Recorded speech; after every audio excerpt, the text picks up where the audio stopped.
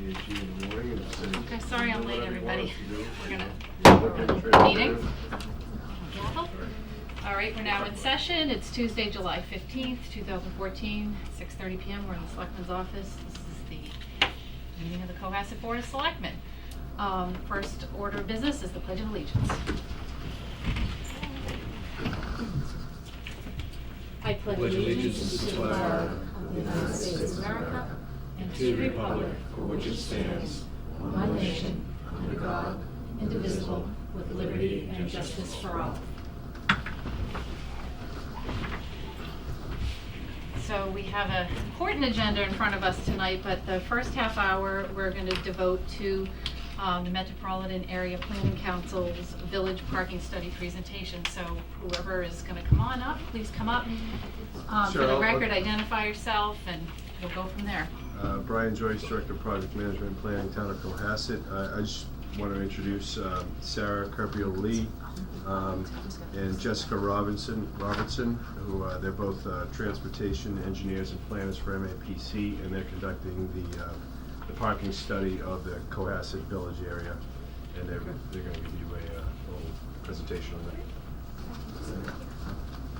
So you're Hi, I'm Jessica Robertson. This is my colleague Sarah, Sarah Carpio-Lee, and we have met with the parking task force a couple times now, and we're excited to present our scope for the parking study to all of you, and then we'll be back. I'll go through this a little more, but we'll be back at the end when we have some results.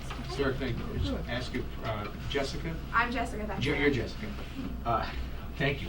Sarah, would you mind joining us up here? Sure. Thank you.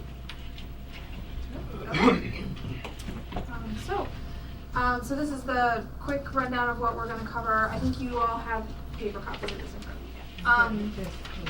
Yep, that's it.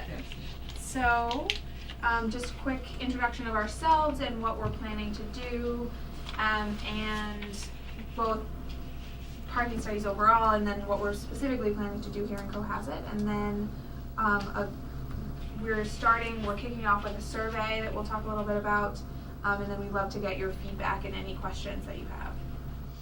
So the Metropolitan Area Planning Council, as some of you know very well, is the regional planning agency for Greater Boston. So we represent 101 cities and towns, including Cohasset. We do a variety of different land use, transportation, other kinds of planning. Sarah and I are both from the transportation department. And we also will be getting some help from Emily Torres-Colonnane, who's not here tonight, but she's our South Shore coordinator.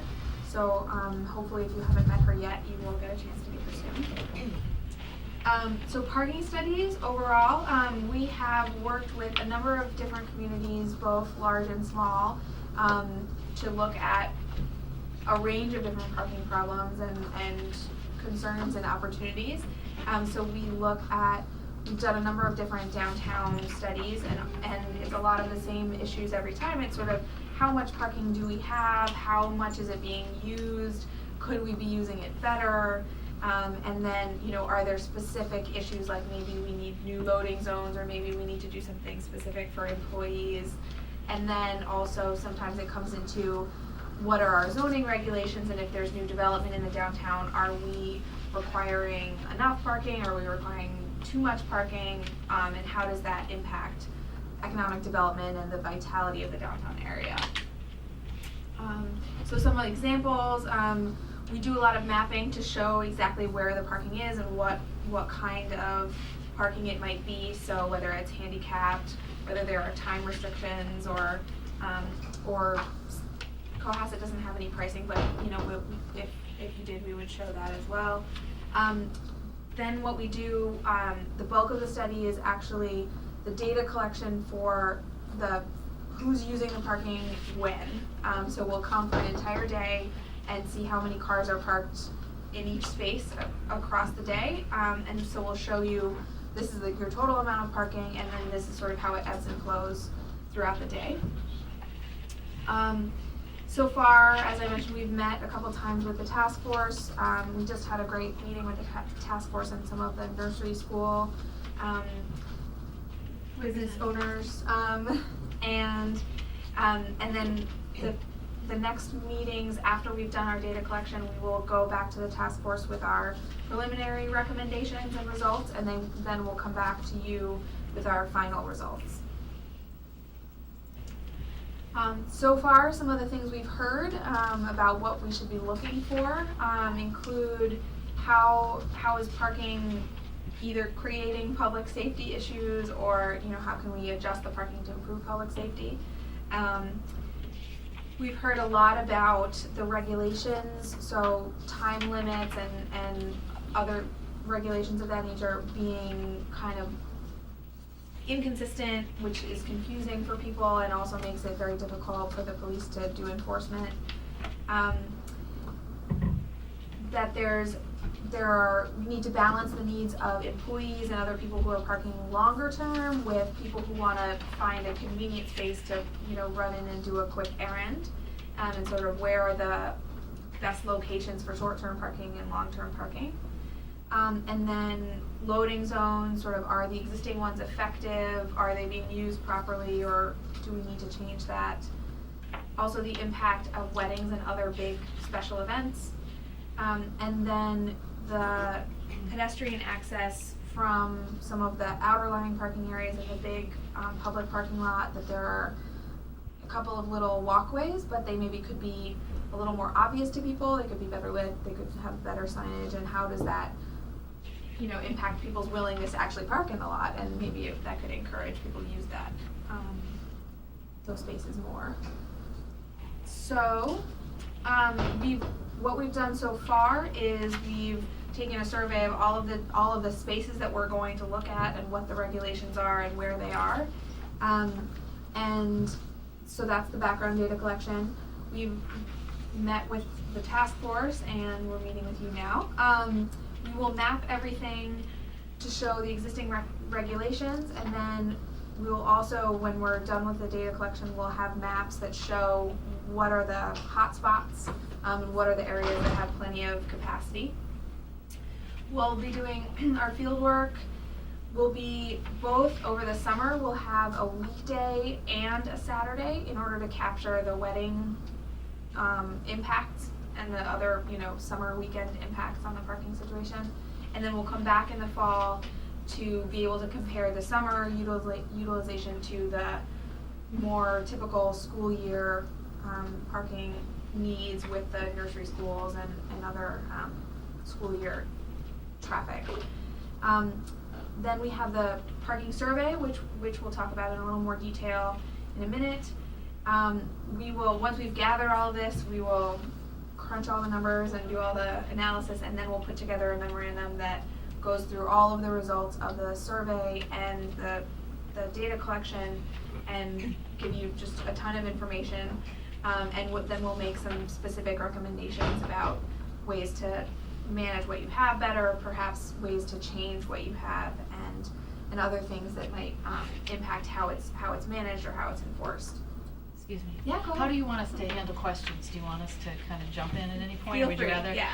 Just one kind of point of information is just that through the late spring and until mid-fall, we have a farmer's market on Thursday. Yeah. Just make sure it's on your radar, because a Thursday during farmer's market season, which is, a good chunk of the year, is very different than, say, a Thursday in March. And that has its own set of parking issues around the common. Yeah. Usually it's, well, I guess September and October, they do coincide with schools, or the nursery school, but they're usually out by 2:30. Okay, great. Yeah, that kind of information is really useful. Yeah, likewise, it may seem obvious, but this past winter, snow reduced the number of spaces by a fair amount. Yeah.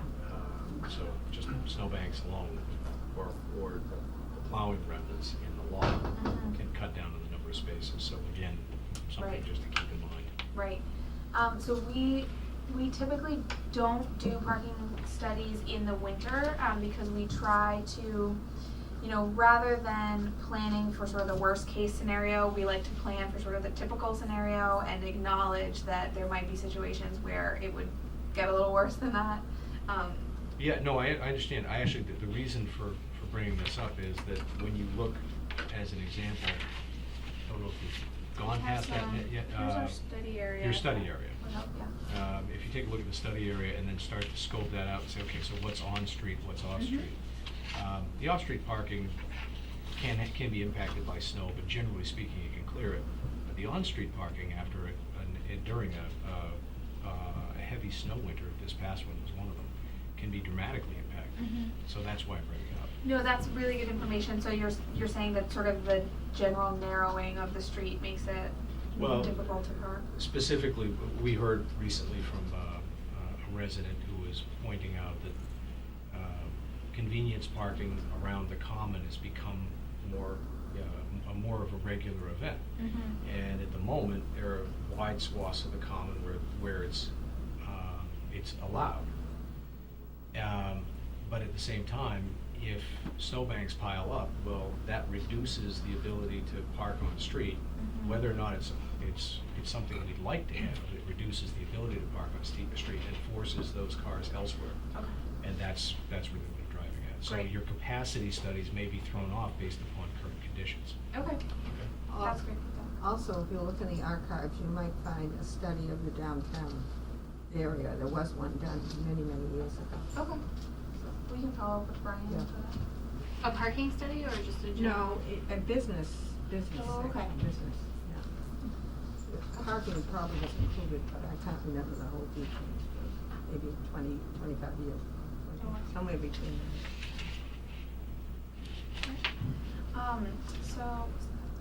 So this is our study area. We're actually going a little bit further north around the common than is shown on this dotted line, but so it'll include the town hall parking lot, the post office lot, the main big village center off-street lot, and then there's that little auxiliary lot.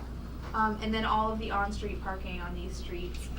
So there's the next one is a zoomed in view that shows the on-street parking a little bit more specifically. Although it doesn't go all the way up the common. So, Excuse me, I didn't mean to interrupt you, but I don't know whether it's come up in your task force meetings or not, but there have been a lot of complaints about people parking in the post office parking lot long-term. So that, people that want to get in and out of the post office can't. yeah, we will absolutely be looking at that. The way that we do the data collection is we walk a loop around the study area every hour, so we can tell how long the different cars are parking there. So if there are cars parked in the post office lot all day long, we'll definitely be able to tell.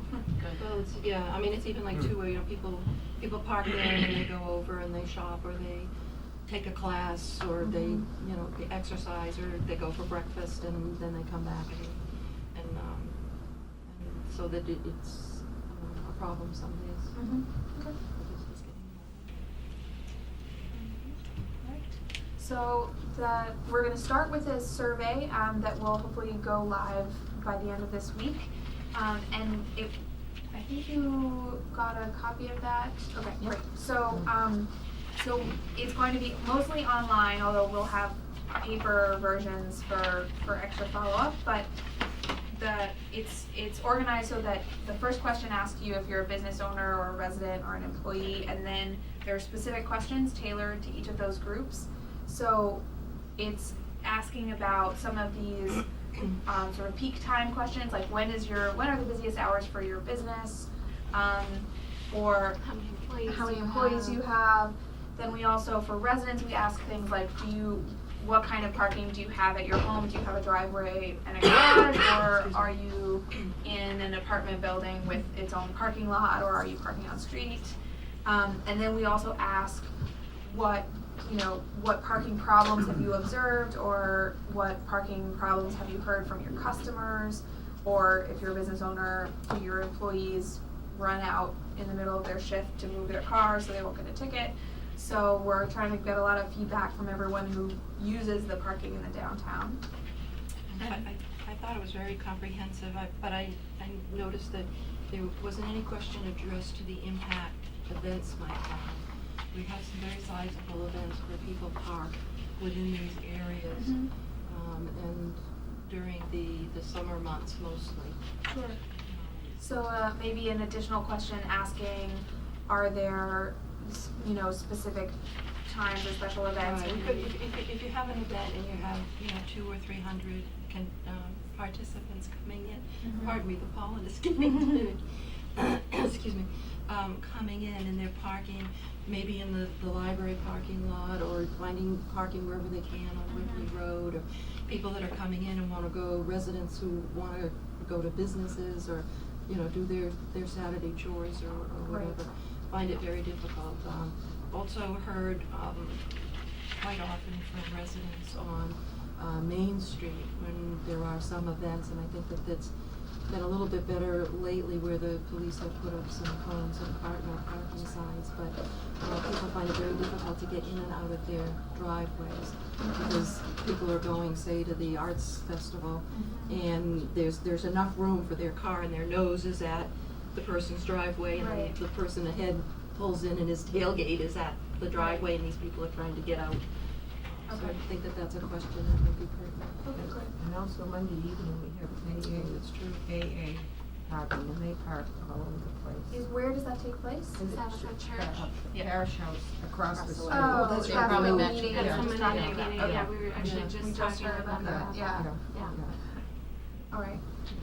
Yeah, we are definitely going to try and schedule our Saturday data collection for a day when there is a wedding, so we can make sure to capture that activity. And also, the police department did a survey about parking lot because some people felt that people were parking out of town, like 4 cars, and then they'd go in with a 5th car to park down at the train station because they didn't want to each pay $4 fee. Oh, you mean commuters But- going to the But it train was, station? I can't remember the results, I think it was hard to tell. And what they did do is they put, there's 3 spots where you have 2-hour parking. And that seems to help, because people go down to the no place, and that seems to help. So the lot you're talking about is the main. The main lot. The main lot. Yeah.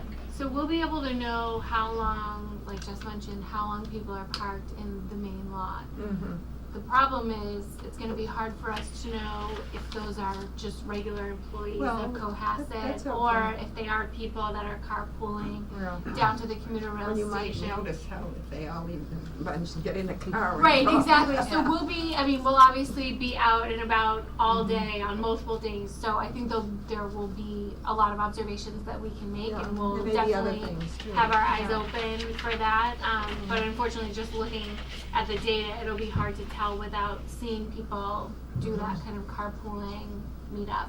This may be a complicated thing, but, I mean, we are a fairly relatively small village when we have a pretty good relationship with most of the business owners and businesses that have more than one employee. And, we may wanna reach out and just say, for these days, when you're doing your study, and I don't know if this would work for you, that, maybe the people who, like, work at the art center, for example, because sometimes there's 20 people there for 3+ hours and there's 8 employees. Maybe that day they put a yellow tag in their, windshield or something, just something to consider that, to the extent that we can help facilitate your study by communicating with the businesses. Yes, We'll try to help make that happen. That reminds me also, 'Cause then we can identify people that are Diane scofflaws. reminds me that the Pilgrim Bank has 28 employees now. I don't know if all of them park there or some may be Yeah, I lost to actually work. spoke with the CFO or the CEO Yeah. of that, Mhm. so he kind of gave me insight on where they park and the issues Well, that that's they have. very good, Yeah. that's helpful, Yeah, very it helpful. was very helpful. The other thing we can, when we come to the end of our study and we're making recommendations, one thing that lots of communities have done is to have an employee permit that would be, so that way, if we find that parking lot is really very full and downtown customers aren't able to find a space, you can discourage the commuter carpooling situation by having an employee permit that allows you to park all day, and then for everyone else it's 2 hours or whatever the case may be. So we'll see what comes out from the data collection, and if it turns out that there's a third of the spots are still empty, maybe it's not so much of a problem if people are doing that for the commuter rail. But if is tight in there, then we can work around that. So I want to be cognizant of the time. Were there? How long will the survey be up online? What is the data collection timeframe? So we were just discussing this. I think we'll publish it with a deadline of sort of a couple weeks, but we probably won't take it down. So if people do happen to fill Don't it tell out them later- that. No, we won't tell them that. But Hopefully they're not watching on TV. But if they're listening. so we will probably, if Yeah, it we're goes hoping live. to get the data in advance of our data we're hoping to get the survey data in advance of our data collection, so that way, if people are bringing up the same issues, we can look at that when we're out there all day on that Saturday or on that Wednesday or Thursday. So we're hoping to kind of get your blessing to launch the survey, and feel free to take a look. It's still in draft format right now. There's modifications. There were a couple things that the task force brought up just in terms of clarifying what a downtown resident is versus kind of the rest of Cohasset. So we'll make clarifications on that, and if there's any others, please feel free to contact us, and we can make those modifications in the next few days. Will the survey be under Cohasset or under MAPC? It's hosted on SurveyMonkey, a separate website, but the website, when you send it to someone, will say, we'll make sure that you all have it when it's.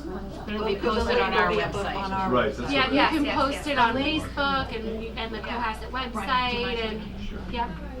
Yeah, I just want to, so by Friday, we're gonna post it on the town website. We have a couple of edits to make based on the meeting we had last hour, and then whatever edits you may have in the next day or so. And then it'll be a Survey Monkey. Yep. So, and there'll be a link on the town website, and we're gonna push it out to as many businesses as possible so they can send it to their mailing lists, and hopefully we get as much feedback A lot in of 2 or the 3 weeks. attendees of the task force have their own, the nursery schools have their own email, blast that they can do. So it sounds like between the Facebook page and the police department and all of these businesses, we're hoping to get a fair amount of feedback, and it'll be very easy to compile the results with the online format. Is there- we- oh, go ahead. Can we get a sort of, I'd like the town to be very proactive in making sure that the businesses know this is up, because a lot of the people that have had issues have been on the parking task force, so they're very engaged, but there's probably a lot of outlier businesses that aren't up to speed on this, so I'd like I a was recommendation either thinking, from you or Chris, maybe how do we, I was thinking make about a sure. reverse, a code red call, which would go out to the entire, you can pick streets you want to, and areas you want to, a call to go out to. So just an informational message saying, Friday we'll be launching a Survey Monkey, which will be open for 2 weeks. Please visit the town website will that hit, like, for example, I'm gonna use the Art Center or Dean and Hamilton Realtor or somebody who. you can flyer businesses through the I village was too. wondering It's whether not- we might do The something. chamber. The chamber must have Yep. a mailing, and they have a website also. Chambers are right now, they're not meeting right Yeah, it's Oh, not, they're not- it's not a, I guess, an now. act- We asked Mr. Campbell and Sean Cunning, and I said presently right now, just building it back up, it's not really meeting right now, so we Oh. actually looked at that. That's too bad. And so we could do a flyer and hand it out. We can do flyers, and then within the business survey, it asks for the business address. So we'll be able to know who has responded already, and then we actually have some staff time allotted to kind of do follow-up. So we could Even have. getting in a butters list, of these streets, including the businesses. Just a suggestion, I just want to be as proactive as we can about making sure the word gets out, and our local paper does a good job at that as well. Is there anything that prevents stacking in the survey? Oh, you mean the same person doing it more than once? If you would have to use a different computer because it knows your IP address and it'll Again, don't tell them Okay. But yeah, so for the vast majority of people, it will, if you try and click on the link more than once, it will say, thanks for already taking the survey. Okay. Get your thumbprint.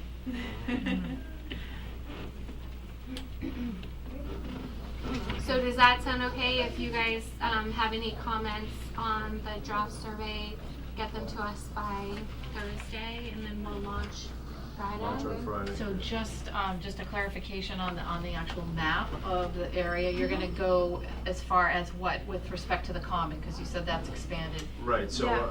looking at the dash line behind you, it's just gonna expand up to Beach Street, so it'll be Excellent. Beach Street South. Good. So the entire common area, and then the rest of the dash line, you see. I didn't want to change the parameters, but that was a concern I had. Thank you. And actually, that's kind of, that was one of the clarifications in the resident question that we're gonna make. You know, do you live within this area?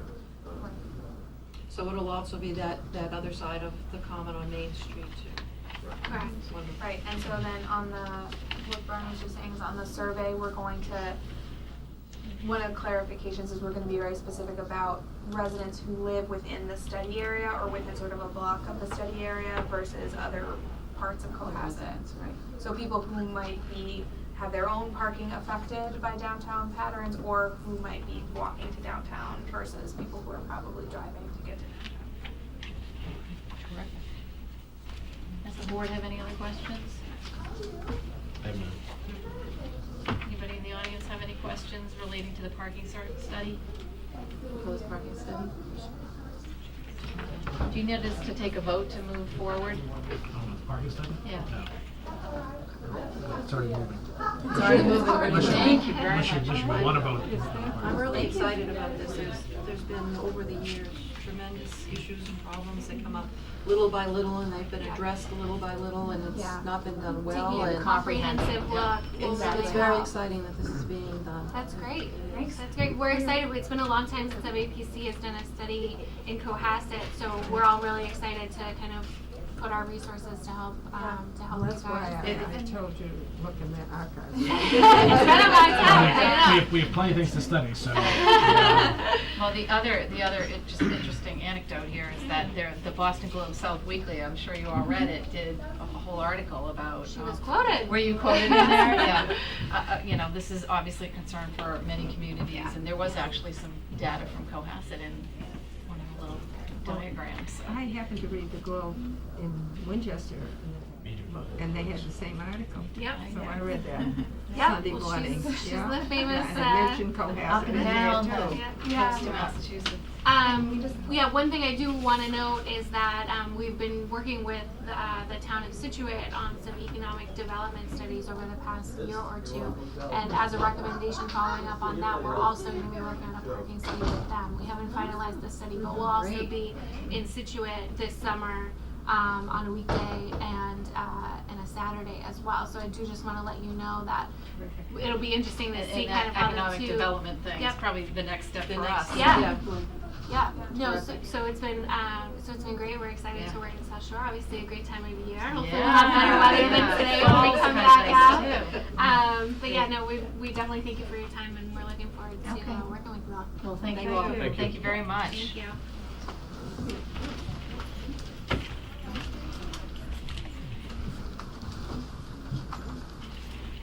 So I just want to tell the board that the first thing on our agenda, which is acceptance of the Pilgrim Bank easement, is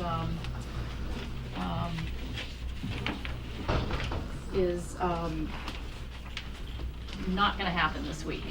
There's some changes that are being made. Am I right about that, Tracy? Yes. For the Pilgrim Bank easement, so we're not going to address that tonight. I don't want to jump right into the 710, so I'll take any public comment that we have at this point. The evening is, come on up.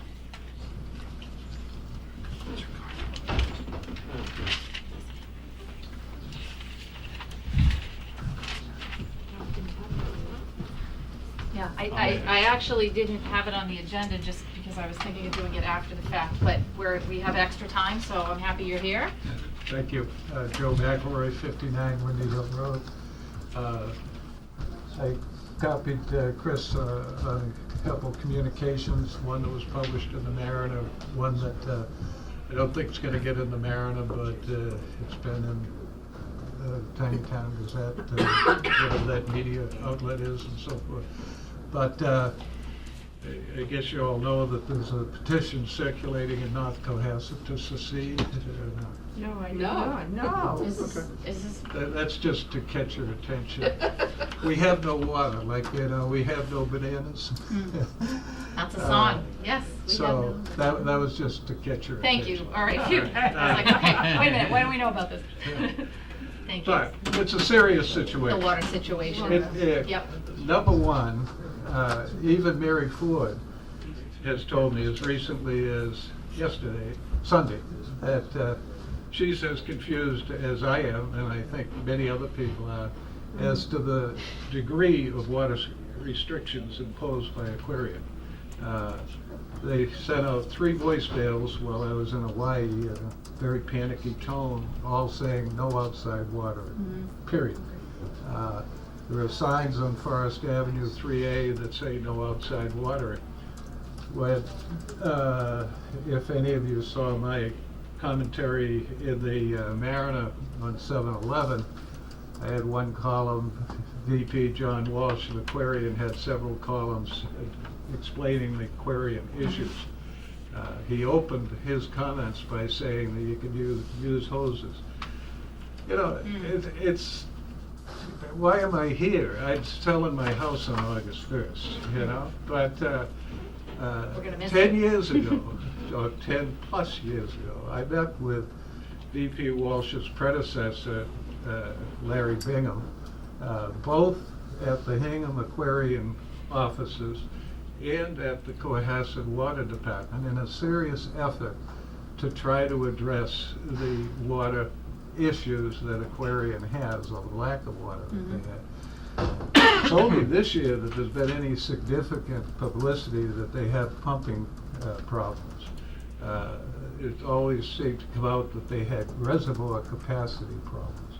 They're in a stressed area. They're not going to get any state authority to dig additional wells and so forth. There are a zillion potential solutions, but North Cohasset feels abandoned by the Cohasset Selectmen. Tonight, the House Selectmen discussing the situation with Aquarian. Next Tuesday, Hingham's discussing the situation with Aquarian. What have you folks done? And you're right, and we did have a brief discussion about this the other day, of maybe trying to get the water commissioners in. I mean, I do think Aquarian is, and I could be wrong about this, the single provider for both Hingham and Hull right now. So, not that that makes any difference, because my understanding is just the emails that I think everybody else in town, including you, have received from Aquarian just about the status. But I do think I'd like to have whether we could have the water commissioners in, whether they're gonna be able to shed any light on it.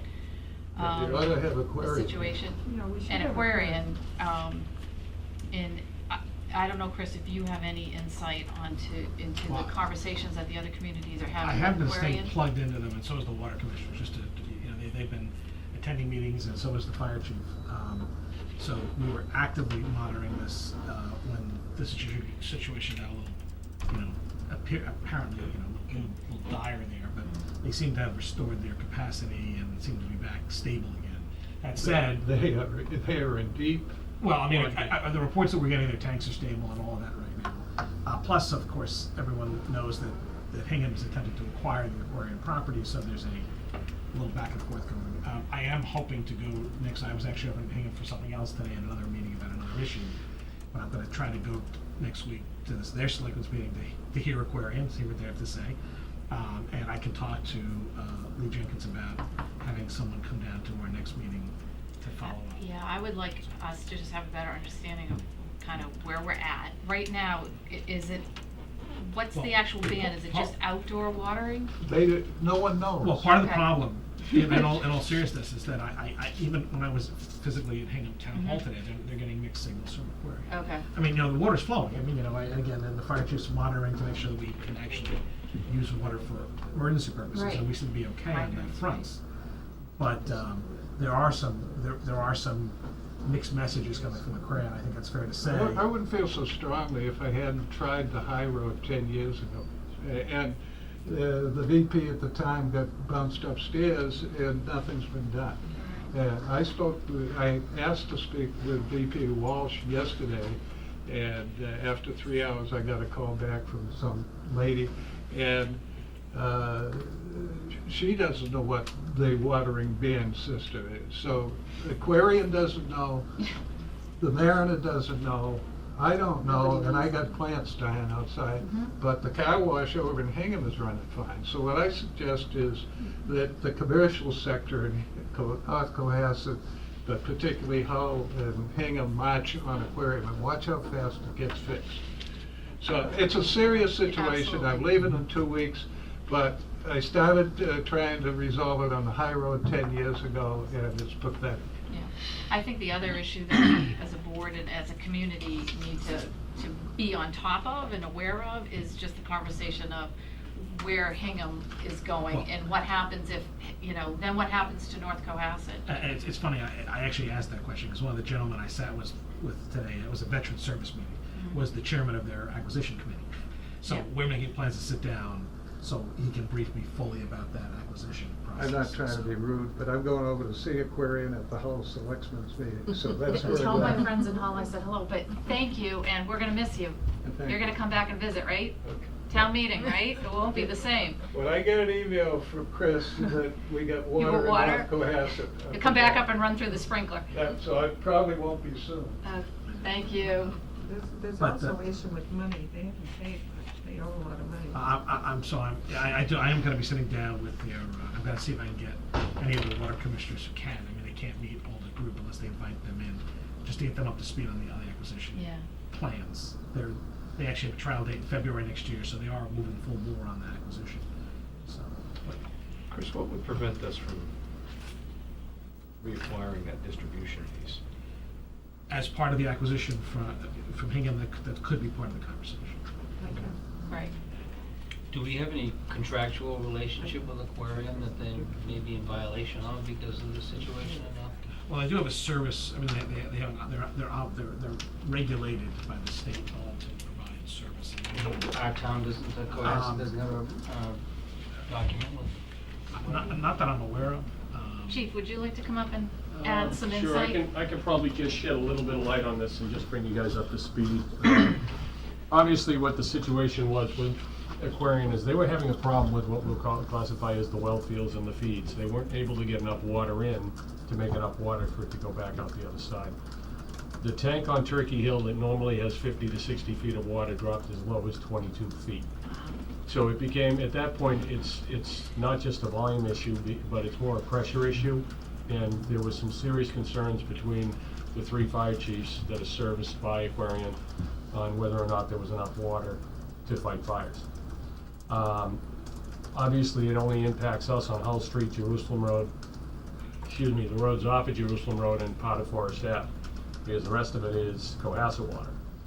And then the Forest Ave situation, as far as from a firefighting standpoint, we have hydrants on one side of the road that belong to Cohasset water that have plenty of water and plenty of pressure, and we have hydrants on the other side of the road that are at the very end of the Aquarium system that don't have a lot of water and don't have a lot of pressure. Is that always the case? Always the case. It's unfortunately, it's the very end of the distribution system, so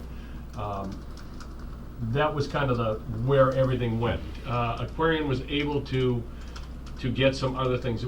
It had a lot of, I actually met with the vice president last Friday, and he kind of gave me an update on where things stood. And the bottom line was that they had problems with some of their pumps, they had problems with some of their wells. They have plenty of water. It was just trying to get the water from the source to the plant. And they've seemed to have cleaned that up at this point. At least that was what he intimated to me last Friday. The other piece of the puzzle from them is that he also gave me some maps and some charts that had been generated by their engineers in regards to how much water they could deliver.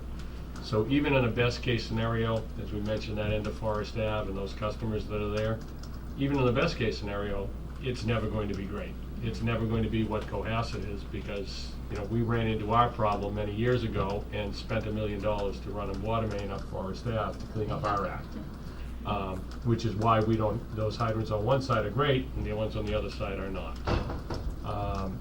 But I would suggest to the board that after meeting with the vice president of Aquarium, you might want to ask him to come in, because he can give you the data, he can tell you exactly what's going on, but more importantly, one of the things he showed me was he had a plot of their distribution system within Cohasset and planned upgrades.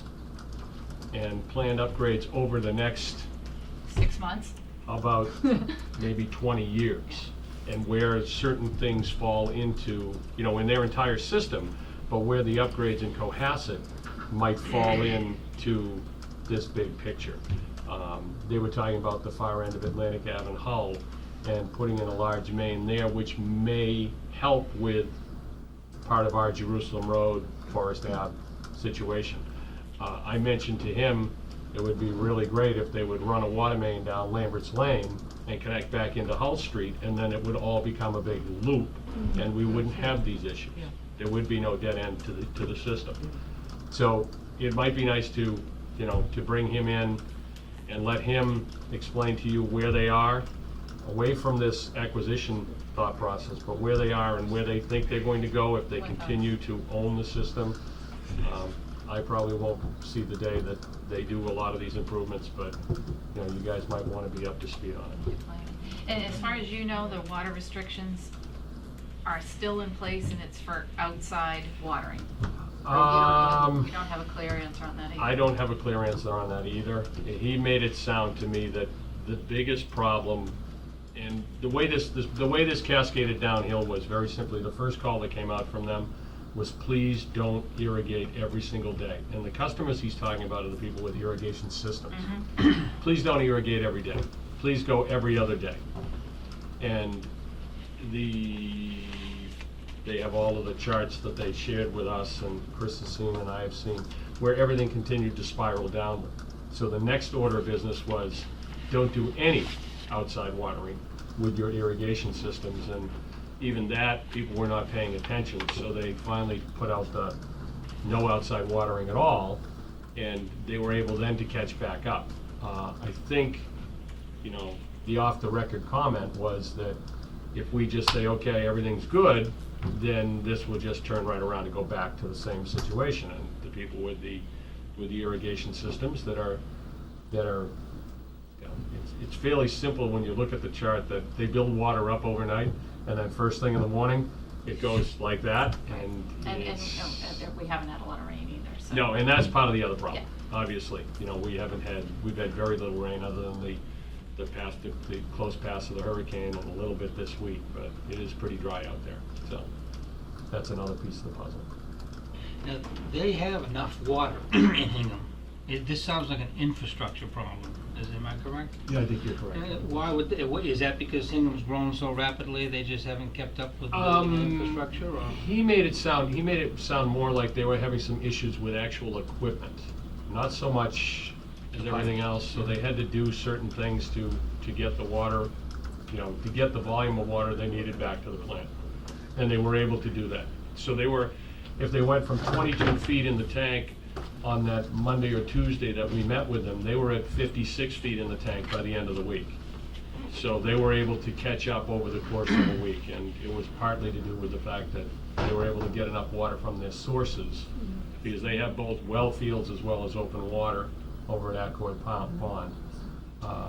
But all of that has to go to their plant, so they've got some issues in regards to getting enough water to the thing, as it was explained to me. It does seem as though we should at least look into what Steve was suggesting, which is acquiring, you know, getting this so that all Cohasset, our town is served by a Cohasset water system, at least to see how feasible that is, or what those numbers or whatever. It has been looked at before, and that's not to say that we shouldn't look at it again, but one of the big issues is the distribution system, because the distribution system that serves Cohasset also serves Hull, so, you know, it isn't likely that Aquarium or Hingham is gonna sell us their distribution system, so in order to do that, the water department would have to then put in a new Our own distribution, and that's too expensive. Well, I don't know. Have you looked at your water bills?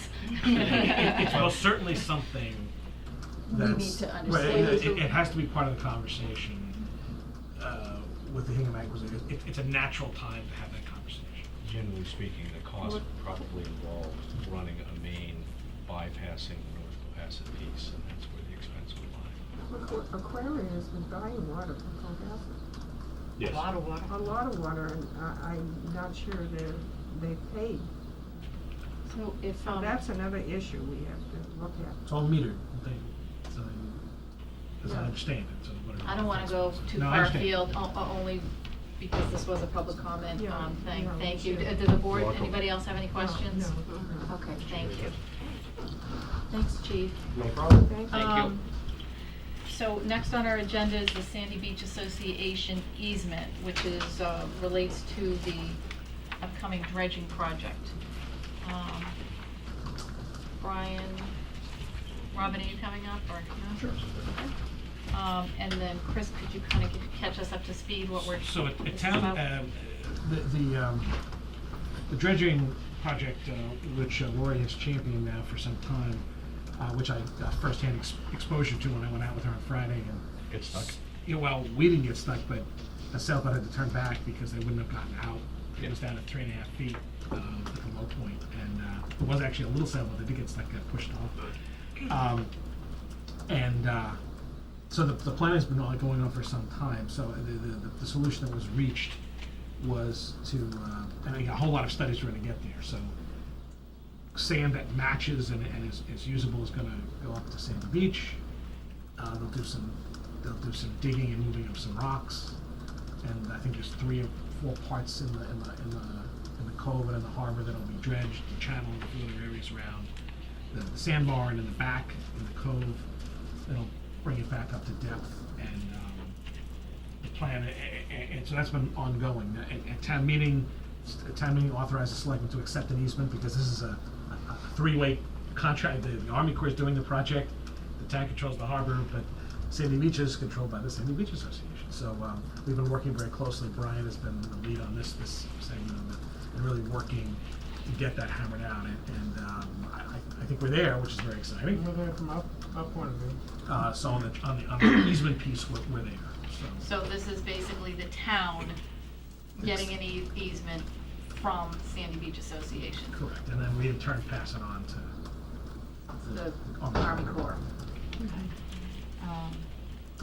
Brian or Dr. Lawrence, do you want to add anything?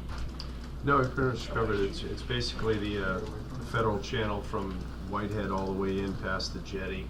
And then Bassing's Beach has been encroaching towards Government Island, and they're gonna, the creek has been effectively cut off.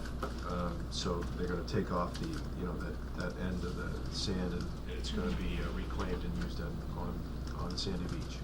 Are we still looking at like a late fall? Right, so the timeline is October 2014 to January 15th, 2015. That's the timeline for the dredging. We'll also be having some trailers at the beach parking lot and also on Government Island. We have to still have some equipment we'll have to have there. During that time period.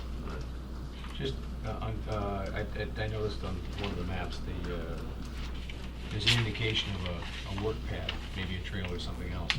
It looks like it's at the boat ramp. October. So I'm on sorry. Parker Ave, yeah, so there's 3 staging areas in the Government Island, Parker Ave. So the Parker Ave site would be the part, as you're facing the boat ramp to the left, those 3 or 4 spots, to the left of the dock where the boat ramp is. And then on Government Island, it is kind of around the turnaround circle, where there are trailers today with the sailing club area. So you could still drive through there. It's just going to be kind of project management construction trailers over there. Yeah, just as an alert, I don't know what the date it is in October, but it's not unusual that boat haul out is in October. Okay, and if you've got a trailer trying to maneuver through here and you've got a work pad that's locked off, you're not getting anybody in or out of there because the Trendowitz Marina is private property. You're not going to be able to use that. Lori is going to be taking the lead as we shift over to that, so I think she's going to be working with every boat owner in Cohasset to make sure that. No, I'm just saying No, it's a good point. Maybe you just don't want a little war going on down there. Yeah. And I don't know that site is is equipment or a trailer, a fixed trailer. So it may just be equipment, and the Army Corps, who's managing this project, is gonna come in and do some public, It's helpful to know, it's listed right now as 40 feet by 115 feet, which would effectively lock off almost the entirety of the parking lot. It would, I mean, I don't know that this is true, but it would seem to reason that if a dredging project is going on, that it would be logical and reasonable to expect boats to be removed prior to that. Well, I mean, the fleet, the fishing fleet will still have. The to be fishing moved. fleet still has to be Sure. there, they're always there, but they'll be moved out of the way, cleared away. What I'm driving at is that this is prep work, okay? So typically, it's not unusual that the prep work would take place, let's say it's October 1, and if it's the Army Corps, they'll be there Dropping October their 1. trailers or something, right? And if that's the case, you know, they're not gonna be dredging, if they're dredging the channel inward, then you've still got several weeks to finish getting the boats out. And invariably, it doesn't matter if there's a hurricane coming, there's any number of pleasure boaters are last minute Charlies around here. So I'm just making the point that we've gotta be aware of it. And whether it's a communication campaign on the Army's part, Army Corps' part, the town's part, you certainly, we're privileged to have the Corps come in and reopen the channel. But at the same time, the last thing we need is a WWF bout, trying to get people get their boats out. Brian, I think you started to go someplace where I think this conversation needs to go, which is just in terms of any kind of public presentation or kind of queuing up people. We talked I think it was last fall, it might have even been longer ago than that, just about some of the noise possibility, which will be minor, but, do we have a outreach plan, kind of make sure all the stakeholders and the abutters and everybody is really well aware of what the Army Corps progress is gonna reach out to us in the next few weeks to schedule probably at the Board of Selectmen or a public meeting for input, and Great. we'll include all the discussion points we've talked about in the past year. My comment is that I'm picking up with Steve's point. Seems to me we could make some communication available to all the mooring holders. We know who those are, Lorich and whoever they are. The yacht club and the sailing club. I don't know what we can do about somebody from another town coming up and deciding to come in, but they won't be taken out here anyway. They'll No, park in I'm literally thinking just about the ramp. The ramp, I'm talking just about- general ramp activity. Well, quite a few people take the smaller boats out Right. on the ramp. Well, usually insurance is till the end of October, for boats, so a lot of people do stay to the end. And then there's a high tide. But if they're aware that there's gonna be some Yeah, then issues, they'll they do may it. have to If they're shorten their notified, season. That's, people have to be notified, as Steve just mentioned. Exactly. Sometimes the greater good calls for some little sacrifice. Yeah. Always. Not a big thing that Cohasset likes.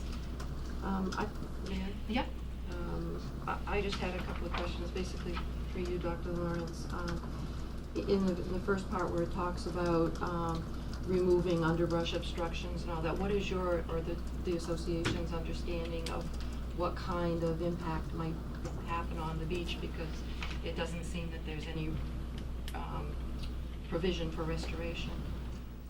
My understanding is that the movement of equipment will occur in the parking lot.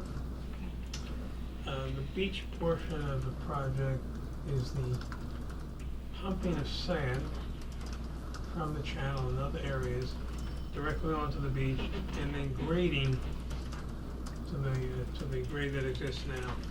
So we will see the effect, except one point we should consider. If the elevation is going to be increased by 2 feet, seems to me to protect our investment, we need to raise the wall. Otherwise, all that sand is going to wind up in the water. So we need some of those bigger boulders to raise that wall 2 feet. We're prepared to put snow fencing up on the inside, but that's not gonna hold everything back. See, there will be parts where 2 feet will be above the wall, and that's a waste of time, and we have a new beach in Little Harbor then.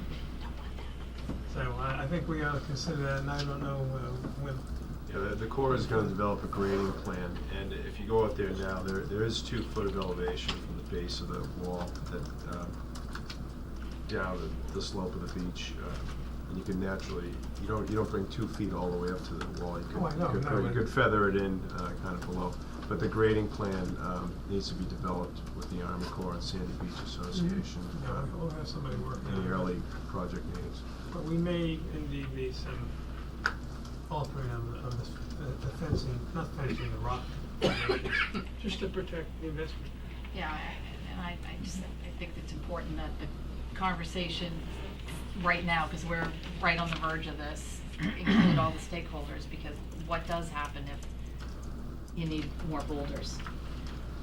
Who's getting them? Who's paying for them? Yeah, I gotta figure, there's plenty of contractors around that would like to get rid of some. That's a A whole lot of other. ledge being blessed. Ledge conversation is a whole nother Unfortunately. conversation for another night. Well, and as well, you know, it's worth also checking in with Carl. There is there's a fair amount of rock pile sitting at DPW. And the reason I'm bringing it up now is before the winter northeast blows come, and then it'd be too late then. If we don't get them in place now, when it's a southwesterly, then we'll face a northeasterly flow, and then that will be a disaster. My other question is, I don't know if it's still in effect, but will any of the work in the parking lot be affected by that conditions put on by EPA many years ago? No.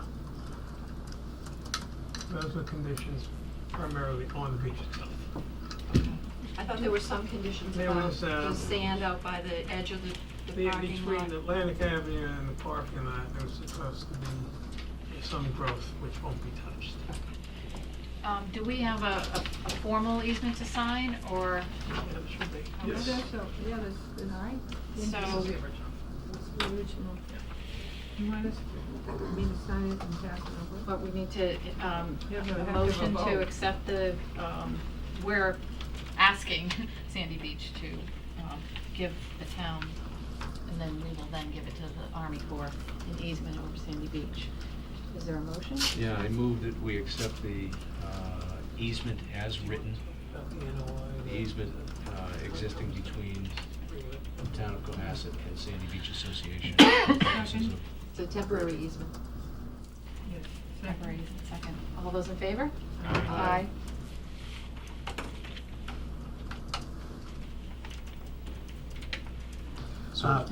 There was just one other update piece. So, while this is an exceptionally regulated activity, and I think every alphabet agency I've ever heard of that deals with the water or fish or coastal management issues has been involved. And all the appropriate town players have been in meetings. I mean, all the meetings took place before I started. And I have sign-in sheets with everyone on them. But the Conservation Commission expressed a desire to have a formal notice of intent filed. Even though normally that's what starts a regulatory process. In this case, the regulatory process has been going on for some time. But that's going to be filed. Brian has been working with Dr. Lawrence on that, and we're going to file it jointly. You wanted to Yeah, describe the process? meeting is in August, August 9th. August 9th is the date, so, Through the Conservation Commission to hear that? Hearing the notice of intent. It- And all the backup documentation, water quality certification, and that the Army Corps has. The Army Corps in dredging and maintenance dredging is exempt from local approving authority. So that's why we're doing it.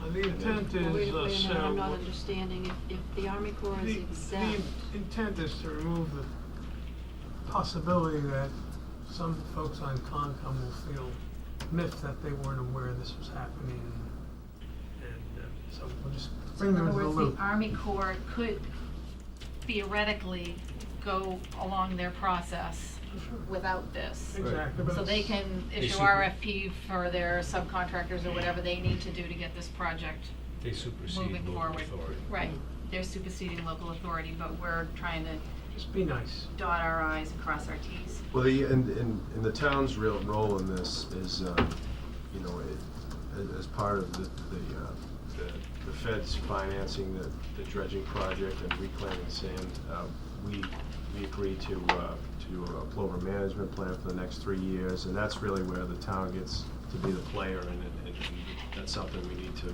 define with the Conservation Commission when we meet with them. And that's a requirement that starts next April and through August, and then it'll recur for the next 3 years subsequent to that. Now, this authorization that Chris is signing, this is the top of the Army authorization for entry for disposal. Right. I can, that just allows us to store the trailers on our property. There's We no- don't need to take No, action you on don't that. you don't need to take action. I can sign it. Great. Okay, you're just informing us that you're doing this. Yeah. Okay. There isn't that's not an easement, that's just a right of a storage right. Right. All right, They have no thank you. property. Thanks. Okay, thank you. Thanks, Robin. Thanks, Brian. Thank you. I'd like to proceed to the facilities permit discussion regarding the Cohasset Housing Authority. Thank you very much. Chris, I don't know if you can update us on this, and then after we have this discussion, I just want to take a 5-minute break, and then Okay. we'll start in on. So, the Cohasset Housing Authority facility, has pickup, they have their own set pickup, but they're working on a recycling program. So what's happened is historically, the folks there have not always gotten all facility stickers. That we've had at least one resident, and I think others who've expressed an interest in driving up to the center to recycle, but they need the sticker. It seems like the logical approach here would be to grant them the right to give the very limited population who's so intent a discounted authorization. And then as they develop the recycling program, then hopefully in a year there will be a And motivation. my understanding is that there's just a few people who want the senior rate, who don't qualify by age for the senior rate, Right. but they're at the Cohasset Housing Authority, and they want to have the lower rate facility sticker. Yeah, it's a very limited population. But it was an easier, it just affects this complex, it's not, so. Seems like a Does simple anybody answer. have any questions? What is the senior rate? I believe it's $25. 35? 35? I think it's 35. 45. Is it was 25? raised. 25. And the Second regular seat is 35. fee is 65. And this is for the Cohasset Housing Authority. I'm assuming it's to be, the disbursement of these stickers would be overseen by treasurer collector. Yeah, that would be the normal, actually, I think it technically it's to the clerk's office, but yes. Does the clerk issue these stickers? I Yep. think the clerk- It's the clerk Clerk office. issues. So it would just be that they would have to prove the The residency at at- 60 Elm. I just thought you'd just press a few buttons on your computer and it showed up in the mail 3 days later. That, you can do it that Not- way. not for special That's- ones. That's very impressive, No, that's actually, that's a might very add. good, so special has to be in person? Yes. Okay, Yeah. all right. Okay. All right, does anybody have any questions? So, I mean, just to clarify, so this is for all residents at 60 Elm, regardless of age or disability, or lack thereof. Yes. And one last question. You're proposing this go forward because the residents of 60 Elm are trying to develop their own? Right now, they don't have a recycling program per se, so the ones who would like to participate can't go to the Yeah. transfer station, to the dump. I guess what I'm asking is, should we anticipate this becomes a standing? I don't know, I think for now, it gives I understand that working on developing a program up there, and if once they do, it may not be an issue. I think we would be approving it for this one year. I think it's a financial issue. No, that's fine, that's fine. I'm just trying to. More than define it. anything?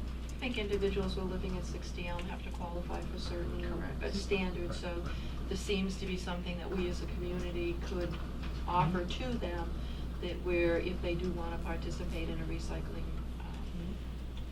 program. Yeah, because they don't have to, they do have pickup, and they don't have to bring their trash to the dump, it's taken care of. Right. It's just that extra. Okay.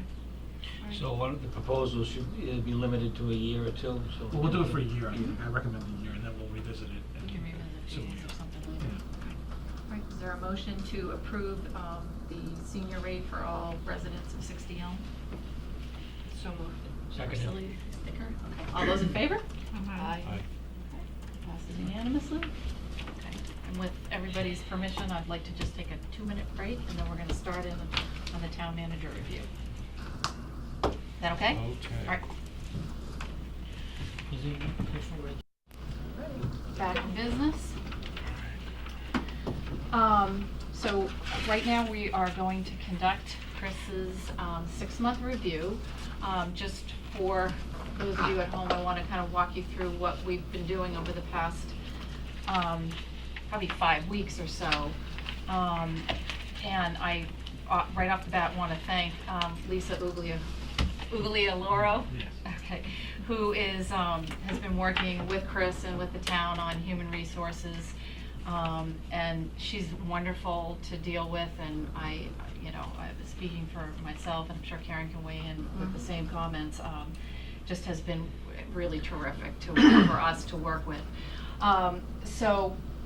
Karen and I worked with her to develop, what we're calling the assessment tool, which we used to do the review, and then each of the selectmen used this tool. We refined it and made some changes, went back and forth. We approved this tool a few weeks ago, and then each of us used it to sit down with Chris and go through everything. Nothing's going to be a surprise to him. We've all communicated with him individually. And then last week, each individual selectman handed in their assessment of Chris, and Karen and I met again with Lisa, reviewed everything, and made a compilation document, which we have marked confidential in our folder. This is the document that we're going to be using tonight. The individual selectmen assessments are part of Chris's private personnel file, and this document will become the public document in the one that we're going to use for our discussion tonight. The terrific news is it's wholly positive, and we were all very much on the same page, and I think you probably, I hope, felt that from us in our individual meetings with you. What I'd like to suggest we do is maybe each selectman can, we'll just go one to the other, just kind of read through the different things, and we'll go through, let you know and let the public know who are tuned in to this, sort of the pieces that we, what his, I hate to use the word grade, because a lot of this is, oh, I have a very important thing to add as well. Just to run through this document with you and with Chris here. The other piece of this is, and I hope Karen will give the big ditto, we had very high expectations for the town manager. So we were grading, we were looking at things up here. So when we got here, there's exceeds expectations and meets expectations. Well, we need a little room to grow, but I think it's safe to say that in general, you have far exceeded our expectations, which were incredibly high, and necessarily so. I think we, in summary, feel that we certainly made the right decision, and what we needed most was and Chris uses this term a lot, the temperature turned down, and you've done that very masterfully. So what I'd like to suggest we do is, I don't know, Kevin, if you want to start kind of going through the performance goals, if that's okay with you. Just And what then we filled out, we're gonna all go this is through the each document section. that was in this, yeah. So we're going to go through each section, and then at the end, each of us wrote individual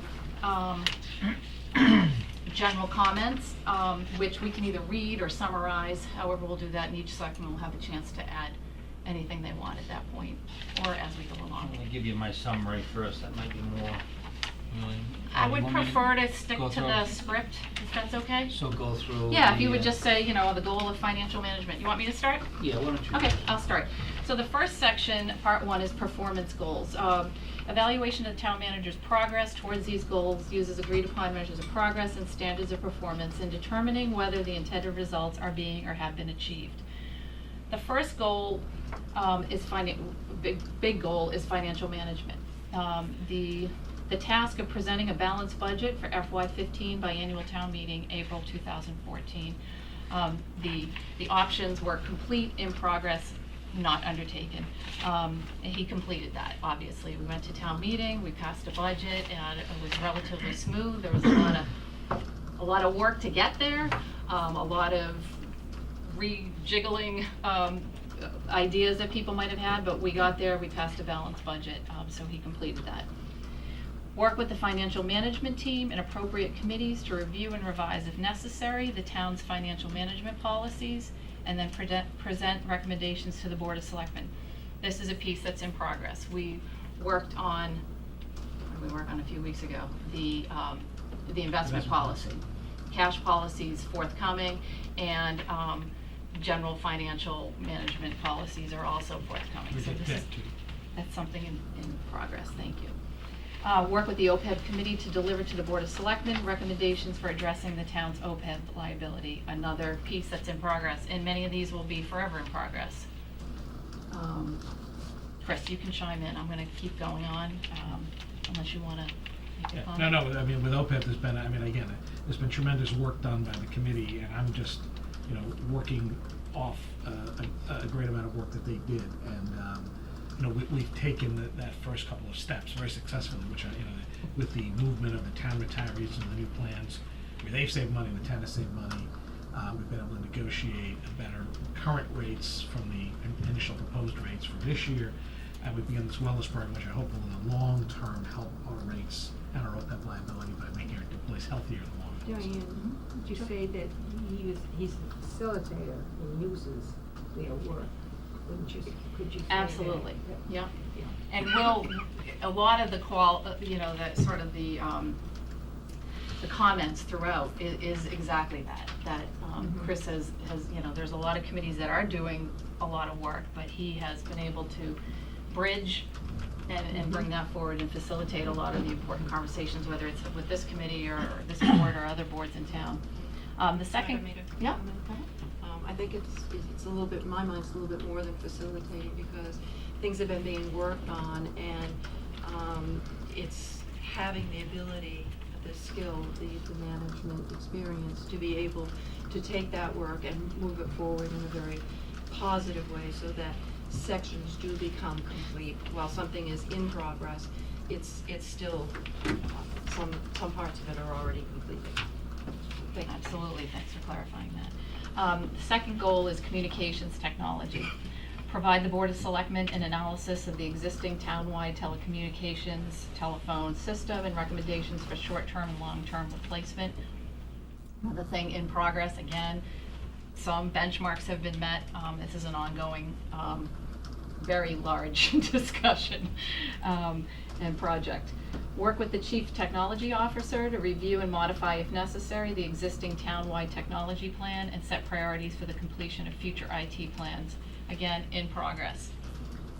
Manage the process to populate the town website, conduct employee computer training where needed, and launch new website. Complete. I cannot tell you what a difference that website has made in the 2 weeks that it's been live for people in town. It's really incredible. And again, thank you and the staff for really pushing that forward and recognizing how important that step is. And a lot of it, it was just getting through a couple of roadblocks, and just saying, we're going to do this, let's find out how. I mean, and again, I think once people were on the road, we were able to get it done, because that was a team effort. It could not have been done without a lot of work, and you've already seen Ian in front of you, and Rob, and all the staff that helped clean up the data, and all the committees, by the way, that got a lot of their records up to date. Yeah. I mean, when I got here, one of the first calls I got was from members of the advisory committee. There wasn't even a list, and it wasn't the advisory committee's fault, but there wasn't a list of their members much less their minutes, which they've been keeping feverishly forever, so now it's all there. And it just enhances the issue of transparency. People now can access a whole lot more information immediately, so they know it's there, so it actually happened. And they can also see our minute, we have easier access to the selectmen's meetings if they want to watch them again and again. So.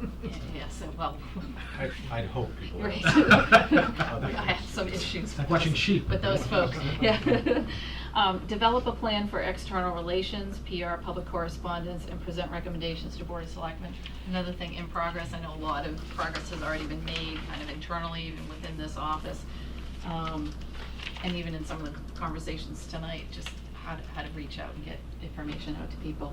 I think it's, before you move on from that, Diane, it's also worth noting that this particular item actually merges pretty well with the previous one that's completed, which is simply a way of saying that the website itself becomes, or under Chris's plan, becomes a primary tool for the remainder of the program, dealing with the public or communicating back and forth with the public. So getting that tool up and running is not just for us to check off the box, but rather for Chris to build on. So. Now, yeah, it's not an end in itself, it's a means, Right. it's a means to an ongoing facilitation. Right. And I keep noticing new photographs that get up there. Yep. Ian's quite talented. The third is HR personnel management. Clearly, to us, and it's only third, and that's how it ended up, but that was a major priority for us and for this town, and to manage our risks, and always will be, actually. I think when you interviewed, that was something we made very clear as something that needed to be done. And the first part of this was hire a consultant to review existing employee policies and job descriptions. Complete, home run, grand slam. Work with the consultant to develop a personnel manual containing foundational policies and job descriptions for all town employees as necessary. Provide status report to the Board of Selectmen in progress. This whole area will always be in progress.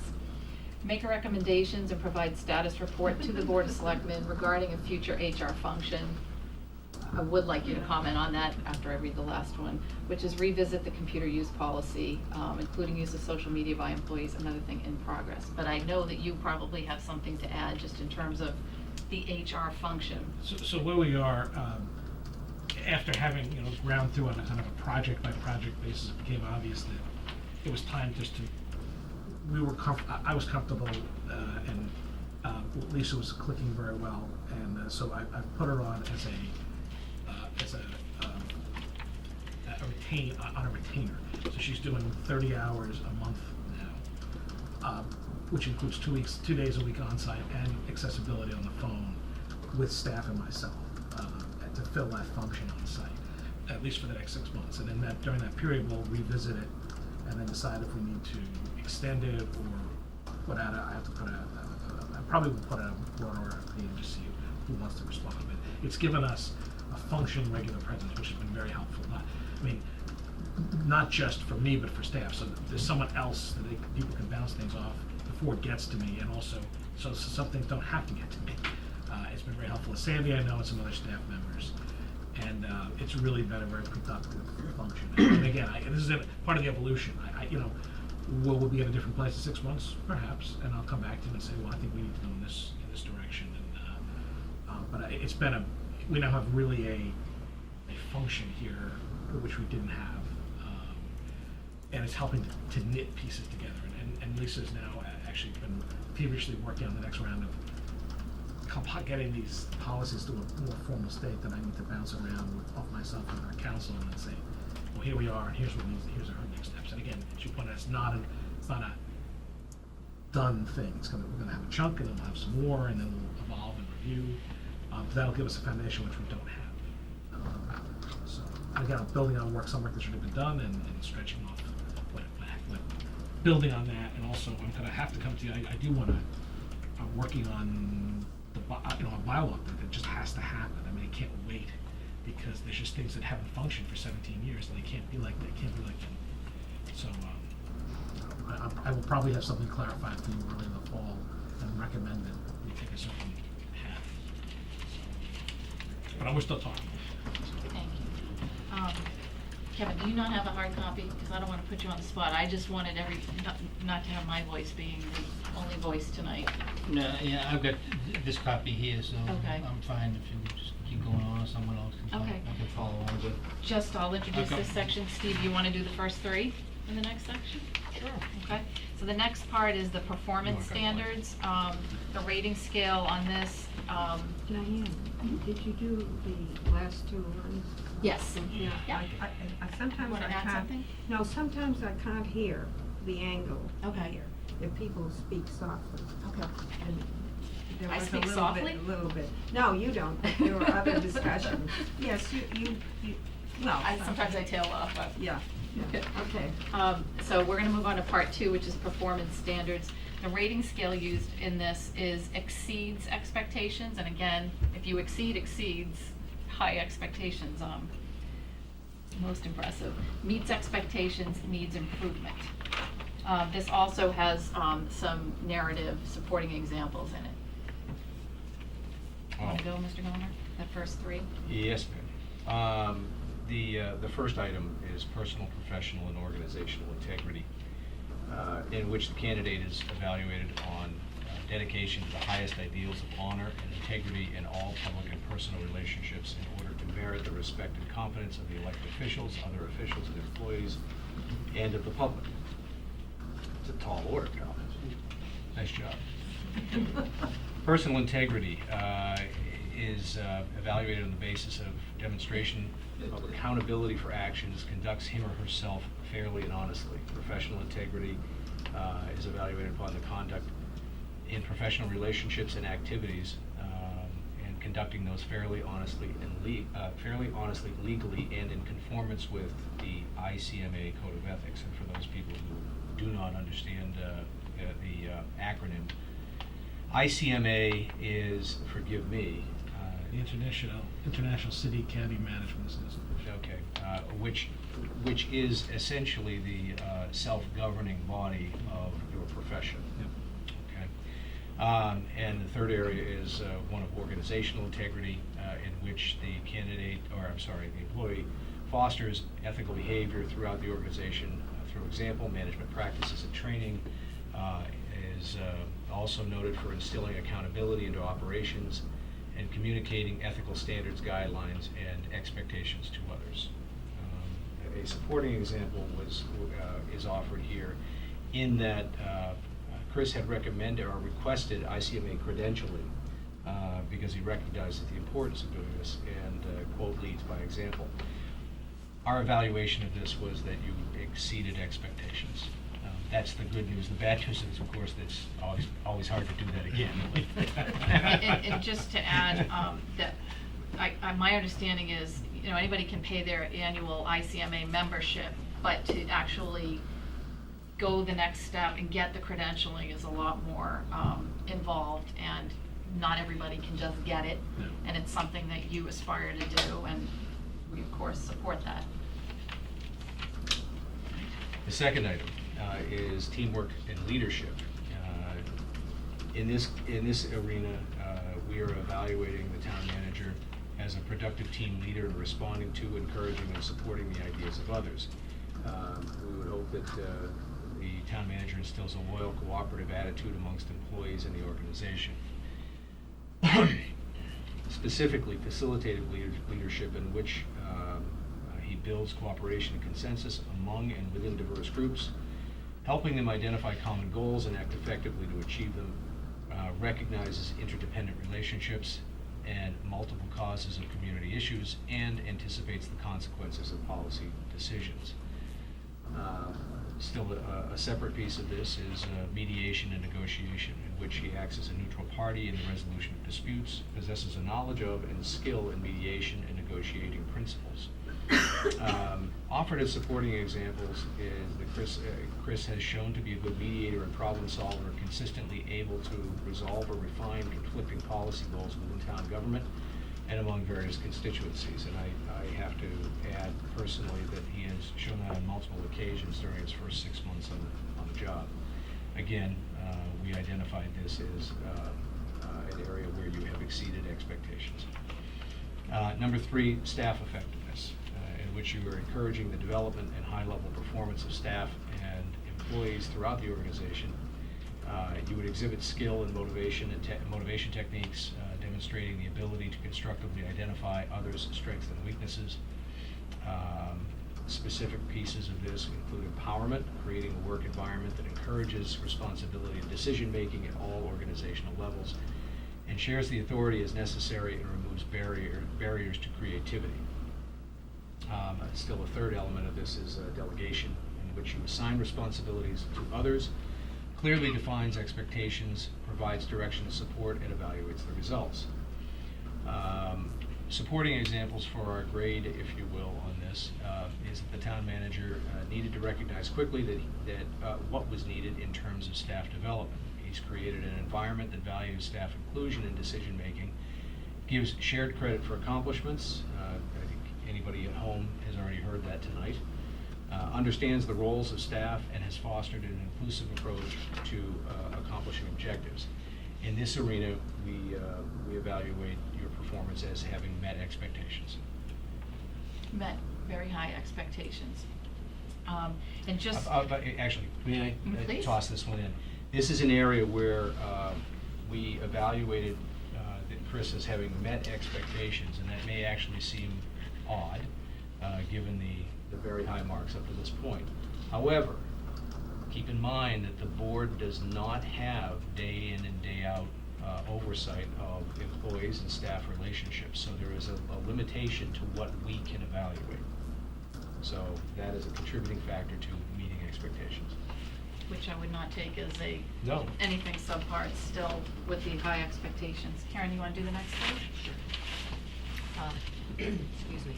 Interpersonal skills in which the town manager treats others in a fair, consistent, impartial, and professional manner. He is effective in dealing with people without arousing antagonism and demonstrates an understanding of difficult situations. The town manager maintains an open and approachable manner, presents a positive outlook, and sets an example for subordinates. The supporting examples for this demonstrates high integrity and fairness, recognizes and applauds staff best attributes, very good at recognizing and addressing a problem, often effectively seeking and achieving compromise. In this, we evaluated you as exceeds expectations. Customer service, which is a very important part of what the town manager does. Our customers are many and not undemanding. We expect that the town manager would demonstrate a constant and sincere interest in providing the highest quality service to town residents and instills the value of good customer service and staff. Specific in this is the functional operational expertise. The town manager understands the basic principles of service delivery in functional areas, for example, public safety, community and economic development, human and social services, administration, and public works. Also here is operational planning. Anticipates future needs, organizes work operations, and establishes timetables for work units or projects. Is aware of technical advances and changing standards, identifies and understands trends, effectively allocates resources, and predicts the impact of service delivery decisions. A third element is citizen service. The town manager determines citizen needs and provides responsive, equitable services to the community. Just as a little aside in here, I've had comments from citizens who came in with complaints and were happy with you leaving with your no answer. Just want to be heard. Quality assurance, well, it kind of speaks to a skill too. Oh, absolutely. Quality assurance maintains a consistently high level of quality in staff work, operational procedures, and service delivery. Facilitates organizational improvements. I think that we've seen a lot of examples in this particular area where you have been able to bring things to fulfillment. Things that have been talked about in progress, in discussion, now are a reality.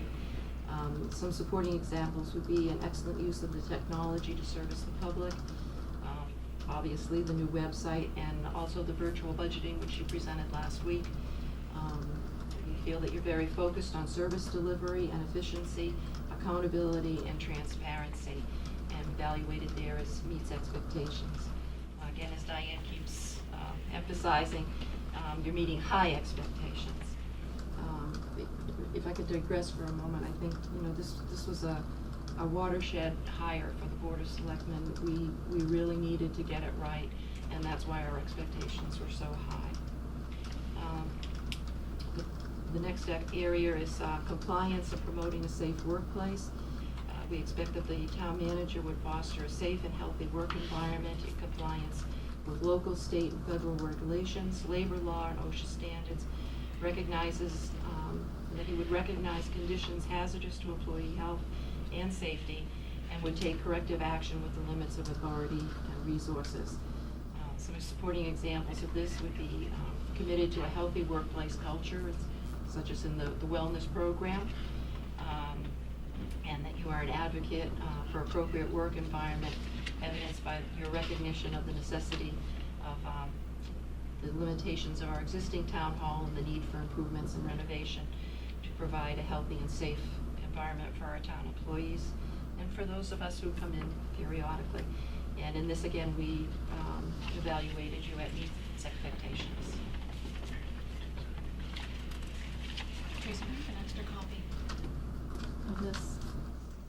Is that possible? I just want to give Kevin a hard copy. We're okay. Are you sure? Yeah. Okay, they're sharing. Okay. Get you.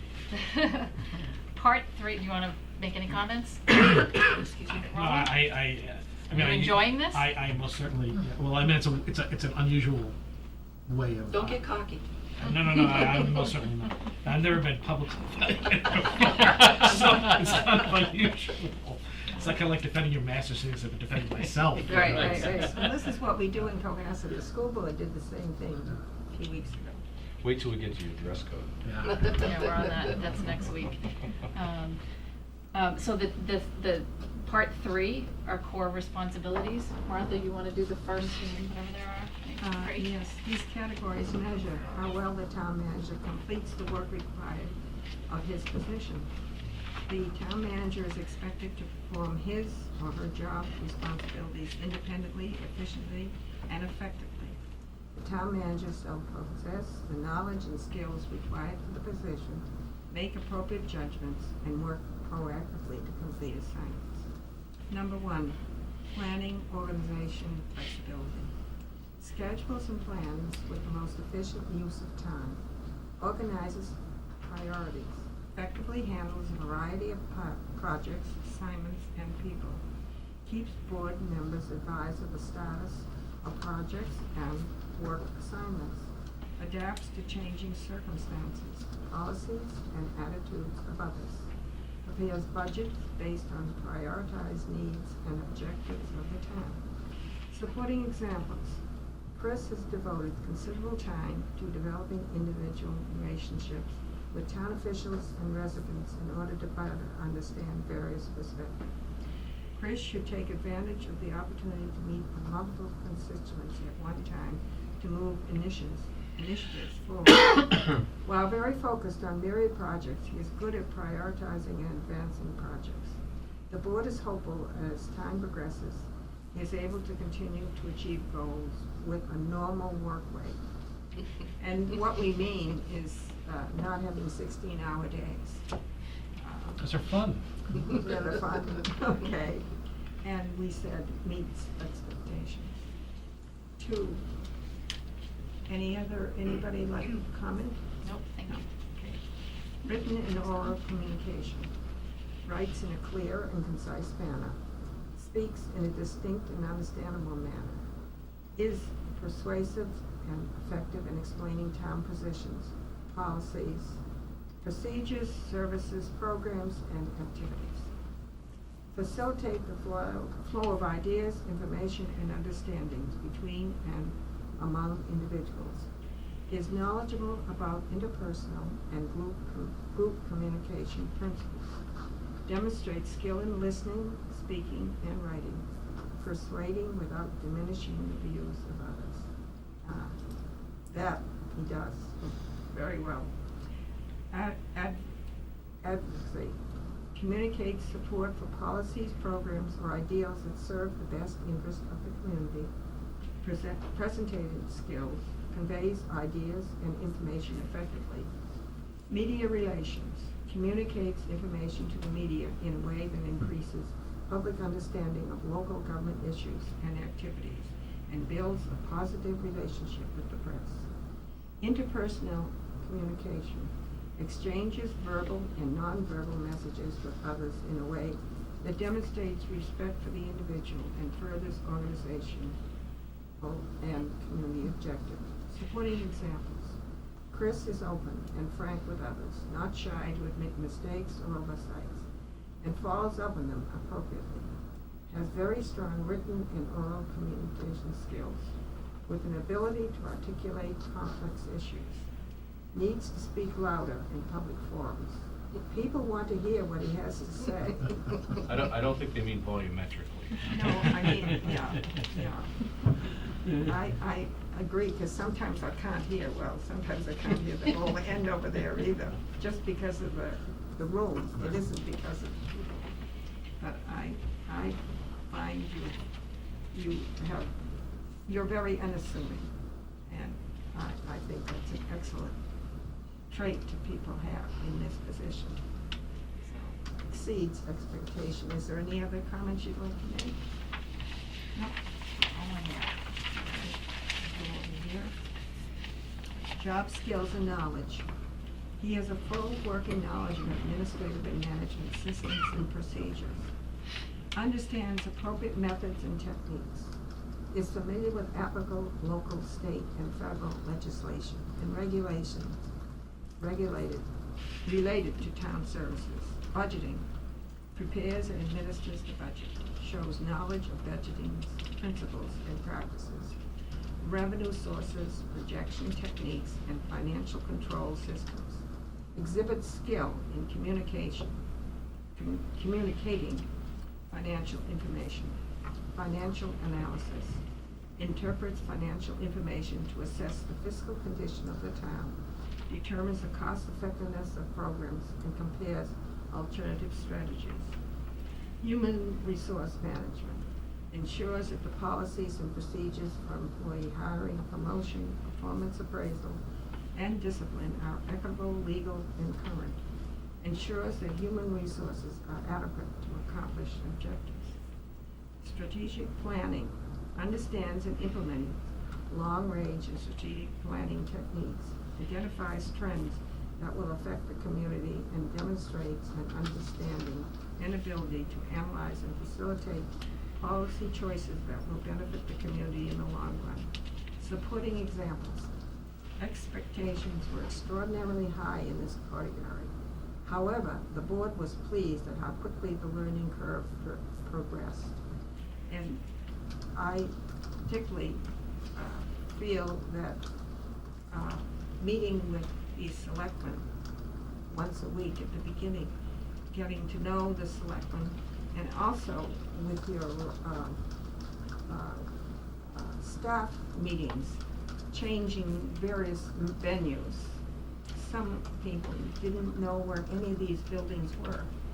And I think it's important, since we're not a metropolis, to know, in a small village, to know where everything is. And I think that's a very good thing. Meet expectations.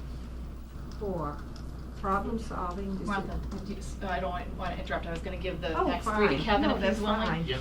That's fine. That's this page here. Yeah. Just- Yeah, the second page. 4, 5, and Yeah, 6. correct, If yeah. I could just jump in on this, I just, when, we each evaluated separately, as I mentioned earlier, and so when there was if there was a tie, we always went to meet expectations as opposed to exceed expectations. And I'm reading this on the meet expectations and I'm thinking, really?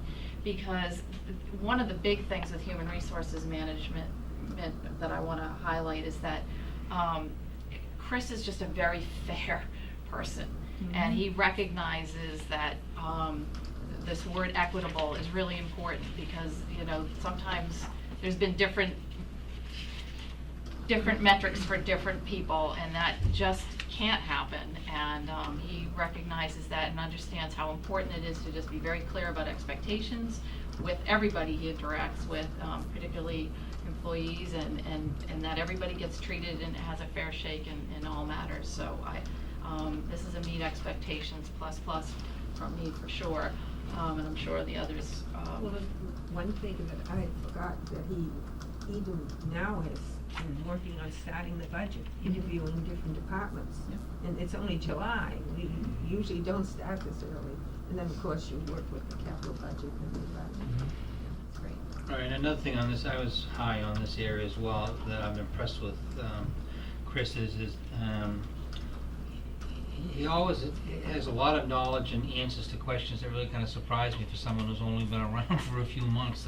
And I've been very impressed by his detailed knowledge and be able to respond. But more importantly, he's an individual who seeks to improve himself through learning. He's high on getting further educational and training stuff for himself.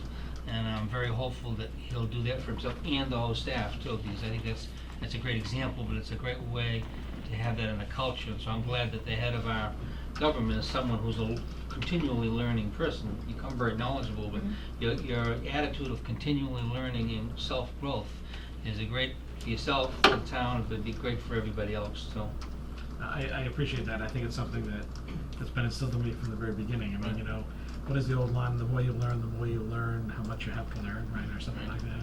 But in life, much less in this business, you have to constantly be reinventing what you're doing and asking why. And it is something that I believe everybody should be doing. And people looked out for me when I started. They gave me opportunities, and I believe in doing the same thing and letting people grow. Some people may want to do the same thing for 25 years, and that's great. But some people might want to try and stretch a little bit. And I'm happy to provide those opportunities where we can, where it's appropriate and reasonable. And I think it just works better for everybody. People want to feel that they're valued and that what they do is valued by other people, because everything that everybody does, whether it's public or not, makes the whole thing go. And I think that's important. That's something that's been important to me, because there's been a lot of times when I've been in the back, and it's important that I know what I'm doing matters. And I've tried to make sure that that's something I continue to instill in my daily. It's amazing to me, we were all so high on this, how did we end up at meets? I was wondering the same Yeah, thing, because I I was wondering the same thing too. I was too. I don't It's know. the Russian jet. Yeah. That's why we have these reviews and these Right. discussions. We'll have Lisa go back to our, You can notes. regrade me Right, out. right. Doesn't matter, it's all in the aggregate, it's all good. You wanna go on to 4, 5, and 6? Yes. Problem-solving, decision-making, identifies and isolates problems and solutions, evaluates alternative courses of action, and makes a logical decision, uses good judgment and common sense in making decisions, knows when to take action and what type of action is appropriate, anticipates stakeholder needs and attitudes and impact of policies and procedures, and responds appropriately. These are the criteria we were measuring you on, and, Yep. which fairly lofty ones. And we had exceeds expectations on this, and some of our supporting examples were that the board recognizes Chris's success in negotiating new health insurance rates, particularly good. Again, that's something else you're relatively new, you jumped on that. If my memory's correct, you saved the town about $50,000 or in that area, or that process did, and it was just a good opportunity that you jumped onto, which saved the town money and provided excellent health benefits. Chris substantiates his decisions, knows when to act and on what priorities, and so we had exceeds expectations. Initiative, proactively seeks solutions and assumes responsibility, demonstrates a willingness to develop and implement new ideas, processes, and procedures, is sensitive to opportunities to improve the quality, efficiency, and effectiveness of town services, presents a positive outlook, and is willing to devote the time and effort necessary to get the job done and reach high performance standards, is generally a self-starter, and puts available time to productive use. And this really, in a lot of ways, describes Chris. I believe, and this is one of the reasons why he's impressed us all and has been off to such a good start. I mean, we talk about being a workaholic, but really, it isn't just a workaholic. This guy takes initiative, he jumps in. It makes it really someone who's pleasant to work with, because he's sort of always going, you know. Some of our supporting examples is that Chris is very positive, thoughtful, and encouraging, hardworking, has had positive impact on the trust in town government and overall culture. Initiatives of note include reaching out to the schools to successfully put forth the F-15 budget, virtual budgeting initiative, health insurance rate negotiation, and the launch of the website. And the school thing, I know particularly, I saw there was, you know, it is in every town, it's true in our town, the schools, the town budgets, we need to wrestle those things through. There's a lot that's fairly complex, fairly new on the job. I was at a meeting in which we really looked like we were having a lot of difficulties, and Chris really said, calm down everybody, why don't you and I, let's get together, let's work out some solutions to come back and present. And I was really quite curious. The next meeting he came back, and he and the group had come back, and several of those that were in disagreement were in agreement, and that moved a pivotal point forward. I was always, you know, impressed with that, and that's one of those good examples, and he's exceeded our expectations there, and I know he will continue to do so. And then the last item is supervisory oversight and direction, elicits respect from others and sets an example of professionalism within the organization, motivates and communicates well with staff, effectively plans, organizes, and delegates work, monitors results and evaluates performance of those supervised, and provides feedback in a timely manner.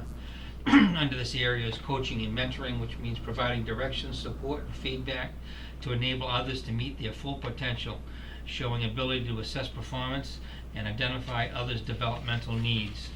In this area here, we have evaluated as meets expectations, and our supporting examples are the staff is engaged, positive comments about his holding staff departmental meetings in different locations, which you just mentioned. Upon taking the job, Chris immediately sought approval for the performance management program, which is StatNet, and I think that's something we're developing, and that'll give us a real professional, objective look at data that we can compare with other communities. And again, that's the sort of forward-looking rationalization and professionalization of our government, which we're seeing with Chris. It's just beginning, but this continues. It bodes very well for this community. Chris recognizes the need for positive staff culture and professional development, which we've already discussed. This was, like I said, meets expectations, but clearly leading towards the exceed, so I think good things are there as well. Thank you. You're welcome. There are two other sections to this assessment tool. One is just an overall performance summary, which I'll go through, and then we'll spend a little bit of time discussing something that we didn't fill out together, which is the town manager goals and professional development plan. We had a meeting a few weeks ago, and we're going to meet again on the 29th of July. I'm date challenged.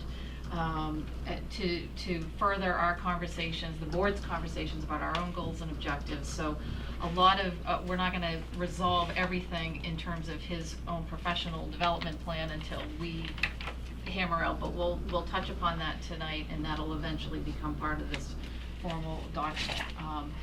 So on the overall performance summary, there were three pieces, and again, this is all, Karen and I sat with Lisa and kind of came up with the aggregate, and then each individual selectman made general comments that, as I said earlier, they can either read verbatim or just summarize. But Chris's best achievement.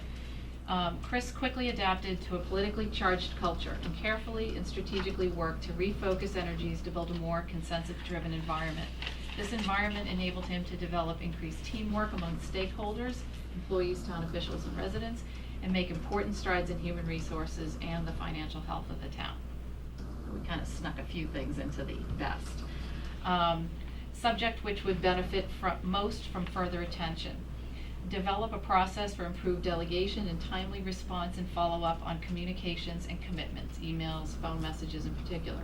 Establish firm deadlines and timelines for major projects and initiatives. And this is something that we've had lots individually and collectively had conversations with Chris about.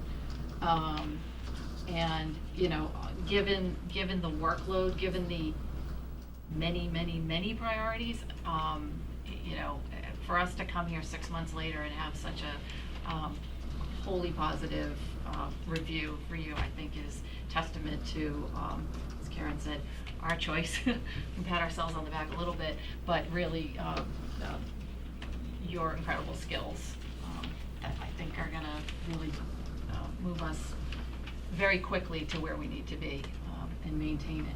So if the board wants to just individually take their time, Martha, do you want to start with your comments? Oh, comments. Your specific comments, general Yeah. comments, or summarize them? All right, well, many of my comments were attached Throughout. throughout, so I had a very short summary. Sorry, Martha, I'll take up your time. Okay. When citizens meet him, they are impressed by his unassuming manner, as I said earlier. Open door policy and cheerful positive thinking. The turmoil of the last several years has abated. There are some who will never be convinced, as it is their way or the highway.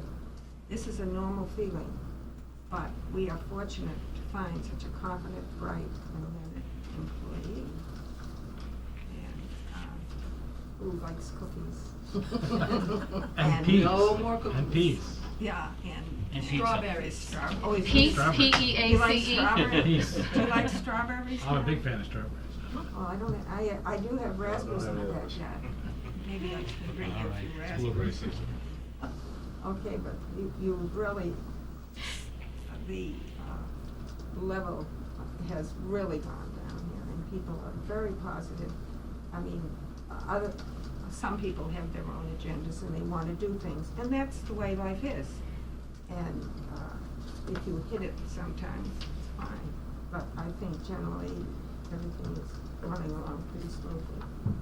Okay, thank you. Before I read my statement, I'd just like to make a comment to what you were saying, Diane, and in no way taking away from Chris's performance or capabilities, but I think that the outcome of the boards having decided to have a professional search team enabled or provided the town with a high level of candidates for which the board to choose from. And you know, during the process, many of the employees said, you know, you can't make a bad decision, Karen.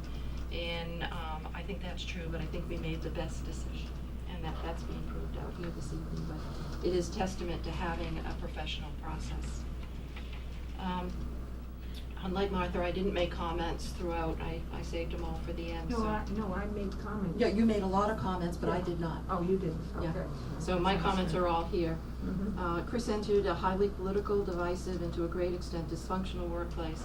He exhibited professionalism, integrity, ethics, and objectivity, refusing to be drawn into the politics. Instead, he used his experience as well as management, mediation, and negotiation skills to lower the tenor of town government, fostering a more cooperative and collegial atmosphere. He had an immediate and encompassing grasp of the challenges and operation of town government, and has set about tackling the most important priorities in an organized, business-like approach. I won't list them all. Chris uses his extensive experience in municipal government to approach Cohasset's challenges and needs with an objective perspective and innovative solutions. While respecting the past, he is leading us to the future.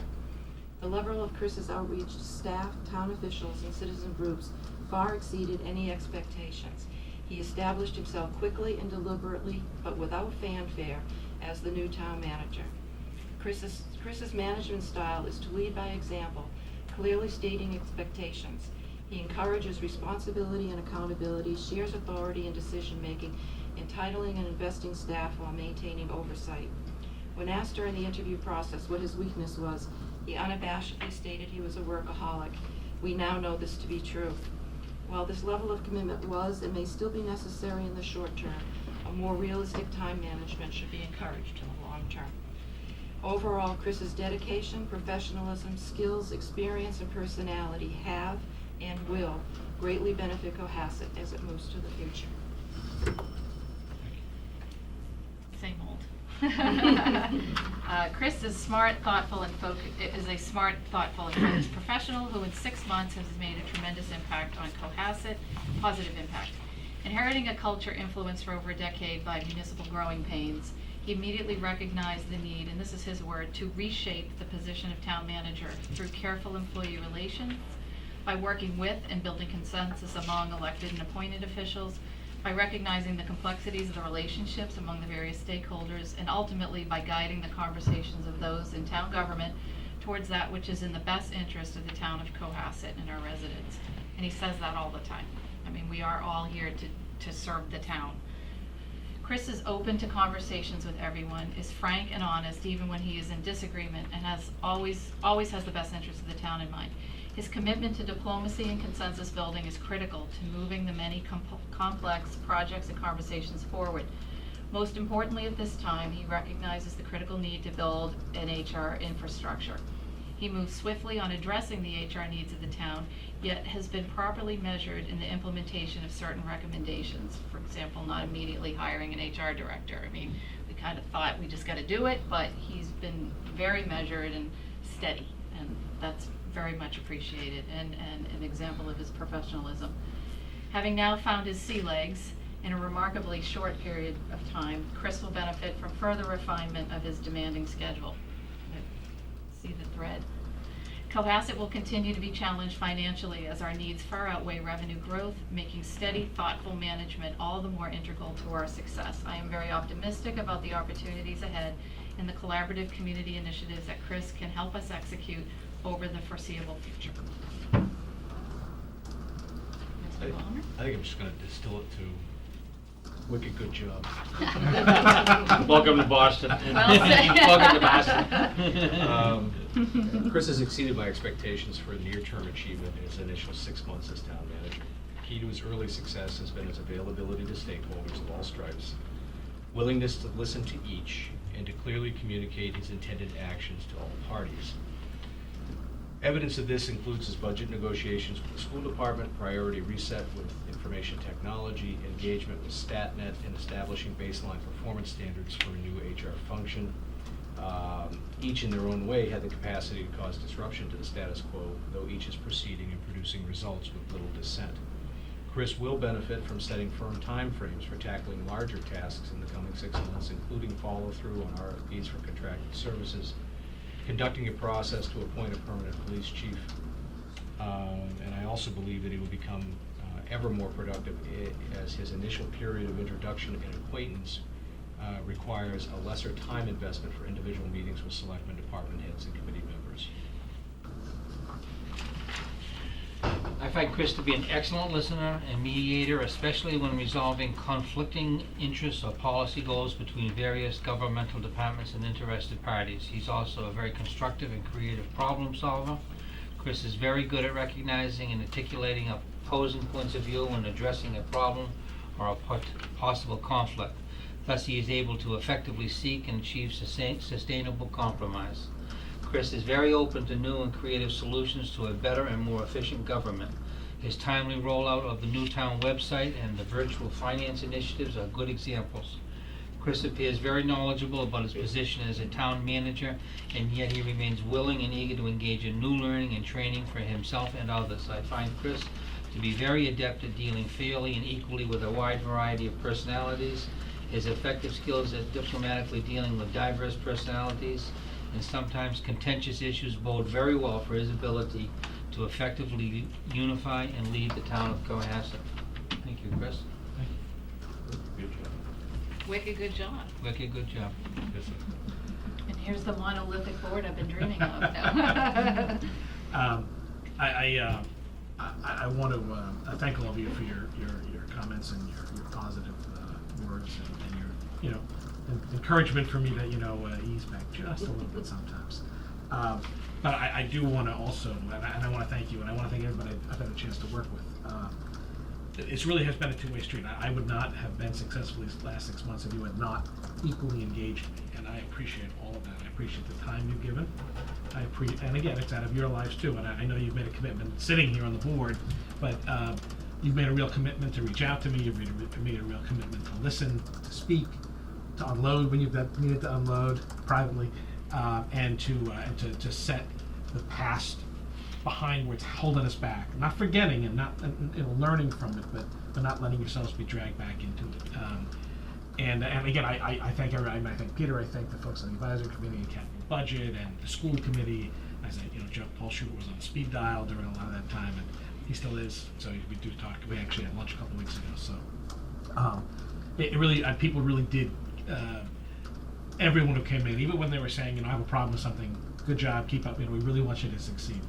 And it's not. People want the community to succeed, and I want the community to succeed. And again, through all of the challenge that clearly was evident when I was interviewing, what I saw, what I was pretty confident I saw, I most certainly now know I did see. It's a community full of very passionate people who care very much about where they live and who want it to be the very best place it can be, who have different points of view, and that's okay, but who are willing to engage each other to get to a resolution. And I'm excited about the last 6 months have been a great experience. From my very first days, and right through to today. I'm in lots of meetings, lots of interaction, lots of opportunities, I think, most of all, to really move the town forward. And again, I don't want to forget the staff here too have been really outstanding. Again, I would not be able to succeed without the really good engagement of the staff at all levels. And I really do appreciate that. And I appreciate people's passion for this place. They care about it. They want to do a good job. And I think they've appreciated the fact that we're in a period now where they can do this. They don't have to worry about the other Michigas, or however you want to describe it, that sometimes surrounds things. And it's been good. And I enjoy walking the halls and talking and and engaging with folks. And it's been great. And touring, whether we've our wild adventure out to Kevin and Martha and I, our 12-hour. Still wondering how you ended up in Exactly. Cambridge, We ended up coming in- from Worcester to Cohasset. So we We just went- use the GPS over there. Yeah, We use went mine. through She took us on a tour. 12 different towns. Yeah. It was our tour. It was an excellent. It was. Martha told us all about the history of It Massachusetts. was Kevin, Martha, and Chris's excellent adventure. In the rain. Exactly, and to the great trip we had over to South Shore Votech, the opportunities we've had to talk about. Steve and I have had many conversations in South Maine over small platters of eggs, ostrich-sized eggs, and Diane and I have talked at a whole host, including intermunicipal meetings and a whole bunch of things. It's been great, and it really is. It's been a great opportunity for me, and I really do appreciate that. And I'm looking forward to the next many reviews, many years, because this is a marathon. It really is, in a good sense. It's kind of like it's the Cohasset triathlon that I'm running. So, There you go.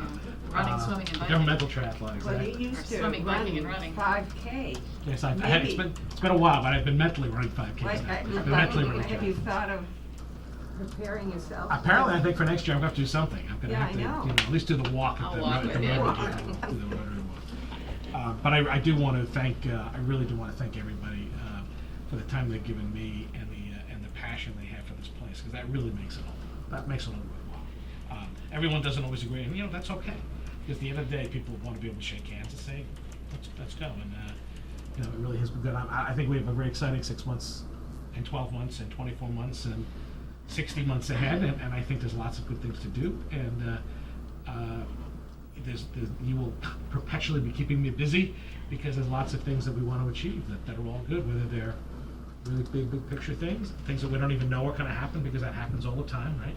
Something appears that no one thought was an issue, and also some stuff that's been long term. It's not going to be fixed tomorrow, but we're going to make progress on. So I thank you, and I look forward to a long working More. relationship. More.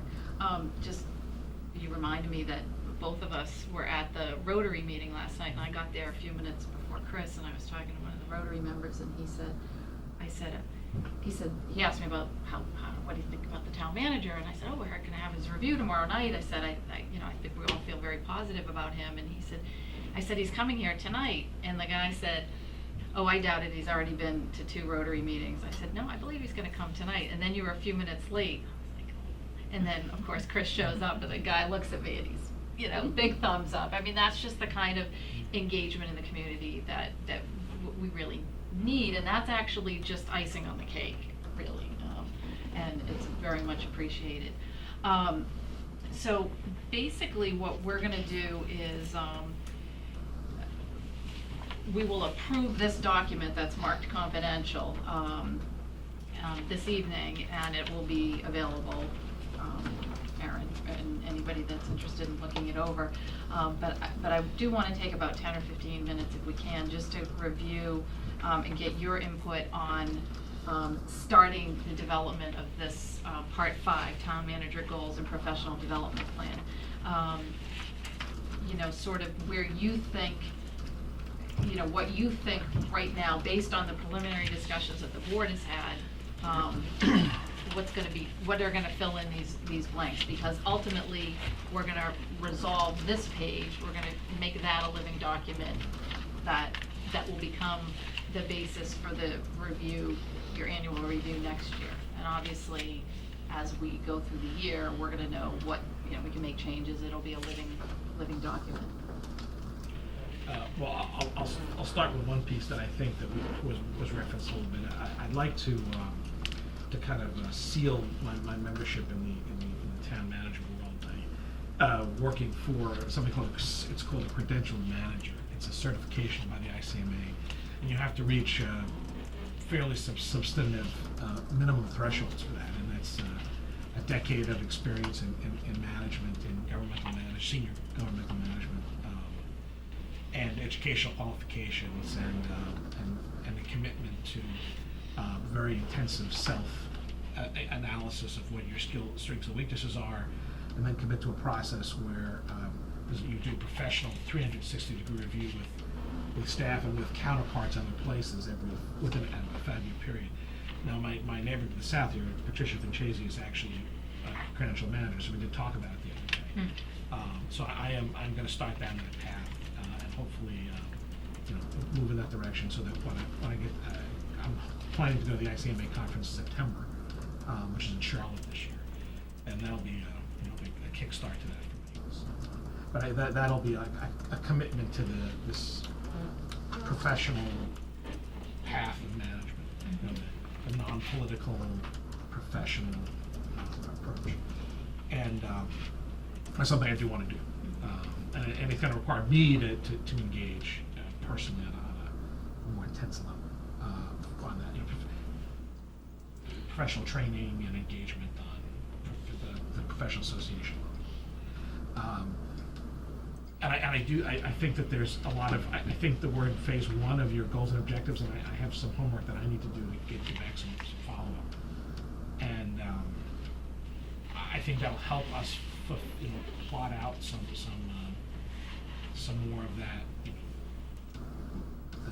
the goals and objectives for me that you want to hold out. But I think there's some things that we can probably start filling in on that. Start checking things off. Yeah, I mean, I do expect that we'll have, in the next 6 months, I'll have a next phase of an answer on HR for you. What did you, the last word you said, you dropped your voice. Over the next 6 months, I said I think we'll have I'll have another set of answers for you on HR. We'll wrap some policies in a handbook. I'll give you the next, a little more longer term sense of where the function is, I think, and where I think we should be going with it. And again, wrapping in, some of the other things like computer use and all of those things I need to wrap into this bigger picture. Kim, just one thing on that 360-degree review. Well, I kind of understand it theoretically. I think that's something that we're going to be looking to execute next year for you. But is it something Lisa can help us? Yes, absolutely. She's a terrific proponent Train of it. us, Yes. kind of get us up to speed on what that really means. Basically, what and it is, how it means you're being reviewed and reviewing at the same time. So the people who work for you comment on you as well, and it's really about assessing where you are and where you're going. It's really it's a different kind of it's really a way to keep moving you forward and growing you professionally, as opposed to checking off the boxes on a list. It's a little it's more elaborate than that. We're in this together too. I mean, so it's like you need to set clear objectives so that I can achieve them, and then I need to be reporting back to you where we are, so you know where we are and Right. whether we're achieving them, and give you feedback as to whether or not maybe we should be going a little more to the right as opposed to the left or up or down, depending on what the topics are. And we've been doing that. I think we, you know, as we get more into this, we'll start to formalize that a little bit, you know, with a little more, you know, financial updates, but it's okay, well, are we hitting the benchmarks we're looking to hit? And, you know, are we building the dog park? Where are we on the checklist list, right? But we could do a little, I think it would be worthwhile, she and I need to talk about this, I kind of backburned it, because it's, Right. you know, it's a longer not term issue, immediate, and now it's yeah. not immediate, but I do want to have a conversation with her about it. Maybe we can have just a conversation at some point this fall about that, in one meeting. It'd be like, we could talk to HR one meeting, some philosophy issues, and I think it's one of them. Because we don't really do a lot of staff evaluation here, which is, you know, and again, it's not that, you know, it's not, oh, you're doing, you know, it's NI, you know, ABC. It's more like, well, what are your goals? Are you hitting your goals? What are we doing to, you know, are you getting the resources you need to do your job? Are you achieving the goals? Are you, you know, because Much more qualitative. yes, Yeah. because that's how you live. You know, you know, we live in a fairly static world financially. Now, years ago, when I was in MIPC, we did whole staff evaluation, goes both back and forth. Now, I don't know if they still have that. And the girls that were here told me of one of the old souls that's still there, and I'm gonna call him. And since you were talking about that, it would save us time if you could find something written. Don't you think so? And, you know, one of the things, this particular document that we borrowed and finessed from Right. another town. Which by the way, I've already shared with another committee that asked for it, so. Great. Your handiwork's already been passed along. Excellent. But it, in that town, is also used for staff evaluations, and I would imagine we're going there. We're going to the Well, point some where departments, everybody actually, will have. I got some sheets from one of the departments that actually does reviews. Yeah. The only one I've seen, I come out of the blue to me, I'm like, oh, so I need to have a conversation with that So the department. department head does it. Mhm. Which is good. Yeah. Yeah. Um, Well, that's the way, you know, we did that. We had our department heads, and then we refined it when we saw that. And it's a very good way to do it, having it. And then you compile it and you put over, and you really get a good picture. And it's a positive thing for yourself and your employee, because they find out how much you appreciate them. And other times you just never talk about it, so. I think it's, because we've been talking about the ICMA, just an interesting point to say that where we found this was on the ICMA website. And so that it was something that they put forward as an example. And again, the Mass Municipal Management, the MMA, which is part of the MMA, is an affiliate. I mean, so it's, their code of ethics We're all is the kind of same. working through the Yeah, same. you know, it's all part of the bigger universe. Okay, does anybody have anything else to add? No. So, currently, and I apologize, I had, made a bunch of typos on the agenda in terms of our meeting dates, but, we are gonna meet, Tuesday, July 29th. It's just a Board of Selectmen, Goals and Objectives workshop, like we had, a few weeks ago, and we'll further refine that. I hope everybody is available. If they're not, let me know, and we'll reschedule it, because I think it's important for everybody to be there. And I think you've secured a room at the library. Yes. Tracy is secured. Right, and then we have a lot of things to cover over the next couple of weeks. It's gonna be a busy month of August. Right now, we're currently scheduled for August 5th. I wrote 6th, I'm sorry, and August 19th. Does anyone have any vacation conflicts at all on the 19th, or do you That's what I was want to? gonna ask. I do, in August. But not on the 19th, The Oh, right? no, no, Okay. I'm fine. I've been trying to figure out a time for myself too, and I'm Right. trying to work with some family, so. Well, Oh, I mean, you think about it, because I'm happy to go one way or the other. but I with want to that make sure, is the meeting. 26th, is the last week of August a bad one? Is that like the time, this place clears out or something? I don't know. back to school? I'm around, I'm actually leaving the 20th to take my son to Colorado. So you'll be but gone the 26th? I'll be gone the 20th, but I'll be back the 26th, so I'm around every I just Tuesday wondered if night. it's a possible date, that's. Personally, if you're gonna choose one or the other, I am less likely to go away around Labor Day. Yeah, I'll be around too.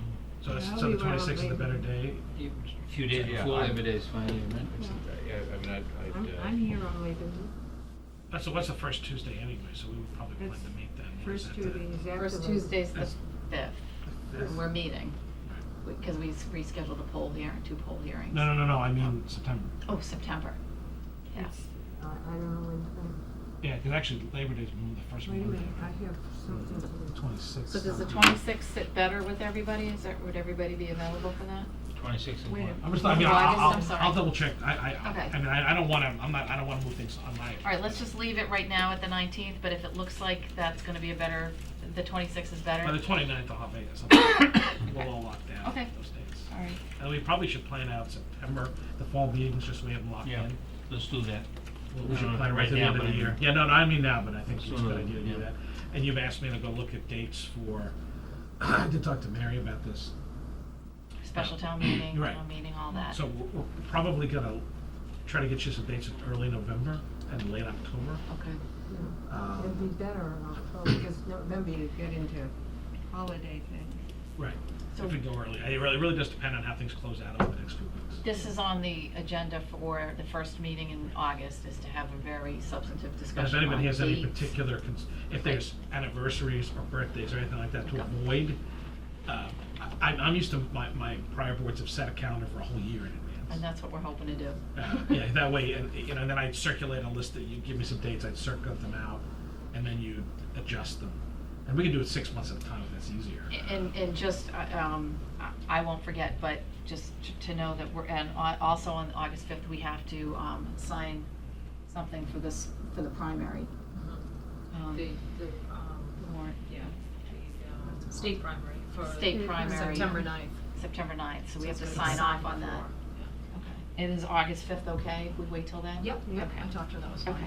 All right, so next on our agenda is the town manager update. Do you have any updates on matters? Just a couple of quickies. I got to ring the bell at the farmer's market to open it last week, and it was nice. I didn't know they did that. I It's didn't like know it Wall either, Street. so, yes. Sure. It was like Wall Street without the money changing hands rapidly, so, but it was nice, it's a great group of vendors, it really is, anyone who doesn't come down really should. From crafts to veggies to barbecue, the gentleman that says about barbecue every week, I guess we all like, oh, I just love barbecue. But it really is a nice thing, it really has a great Cohasset feel, there's a lot of, families, but they've made an extra effort to make sure that seniors can really accommodate, they've set up an area where people can sit, and then Ted has kind of worked in the concerts, so the food vendors are going a little bit later, so that people can come, grab food, and then go watch the concert. So it seems to have gone well, so we'll see if that works. There's this weather, hopefully, good. And to follow up on the performance management, the UMass folks are coming Monday, so we have our kickoff on Monday. So I will have more updates for you quickly at our strategic planning meeting. I didn't. Or the UMass folks are coming Monday for a staff meeting. This is the performance management Oh, okay, program that we're okay, accepted to. yeah. So we'll have meetings that Monday in-house, and I'll be updating advisory and others as we kick that off. And I have been exchanging, though Bill's on vacation, he sent me an update on the liquor policy, so when he gets back next week, we'll be working on those. Great. And I'm working with Jen on the common use policy, and there's a few other things kicking around, so we should have those for Cash. cash handling's been circulated to all of you. Has it not? We Yes. got it, I Yes. think, I in our put it in your last packet. I It think was in the back of the packet. You might It's in this have- packet. It might have This even been packet. attached. What's in this pack? It's in this packet. This packet is the cash policy. The cash policy. I can, Cash policy is I- here, yeah, it is here. I think I can send it to you electronically as well if you don't have it. I have it, we I have it in mine. We have, Yeah, we it's here, have it's it, at the very end. I have it right You wanted here. comments, Attached is a right? draft cash handling policy. What do you know? I'll send it, does anyone, I have it. I have it. I have it. all right, I'll send it, it may have You been got stuck or it way something. back there. It was in the back. I think it was the Way in very the back. last one, actually. It's got a cover sheet that makes it look like I know. it's not. I see Got it? I All right, know, we I got don't- it. It's I here, don't have it. it's here. I got minutes ad nauseum. Thank you. I got Um, it now. And again, I promised Paula that I would. Thank you. What's up? Right here, here it is. Maybe zoom in on that. Real estate taxes are due on August 1st. Okay, so please don't forget to August 1st deadline. And we also are working to find ways to enhance notifications if there's any kind of an error. So I'm not committing to how we're going to do that yet, but we are working internally, trying to find a way of communicating with residents who may have missed something for some reason. So, Can you remind us, the bills, we get 2 quarters Two, at right, a time? right. What happens is you're gonna get 2 bills. 2 bills together, and so you have to you send one in, and you keep the other, and you send that in 3 months later. Right. Or you can send both together, and that helps the cash flow. You can pay them both together if you like. That's right. Yes, you can. Except that I did that last time and forgot. If you wanna pay extra, you can always pay extra. I came back to ask for another bill. That's the Selectman Sludge Fund, right? The town said to say thank you. And just to remind everybody too, August Thank you for your 1st. kind donation. August 1st is a Friday. Town hall closed at 1 o'clock on Friday, so please don't show up at 1:05 or 1:20 or 1:30. Town hall closed at 1 o'clock on Friday, so please get it in before August 1st. Come in by 1 if you're gonna come in advance here. So. Yikes. Okay. Okay, Selectman update, Martha? I don't have anything. I mean, I have things, but I think I've had enough verbiage. No. Not talking. Karen? I'd just like to reiterate my concern over our getting going on the financial planning. Chris has already started, capital budget was talking about it the other night. I think that advisory is planning to get started on the budget, so it's really important that we make that a priority. And as Kevin had mentioned in, I think the previous meeting, that to establish a clear and simple schedule, I think referred to as a one-sheet.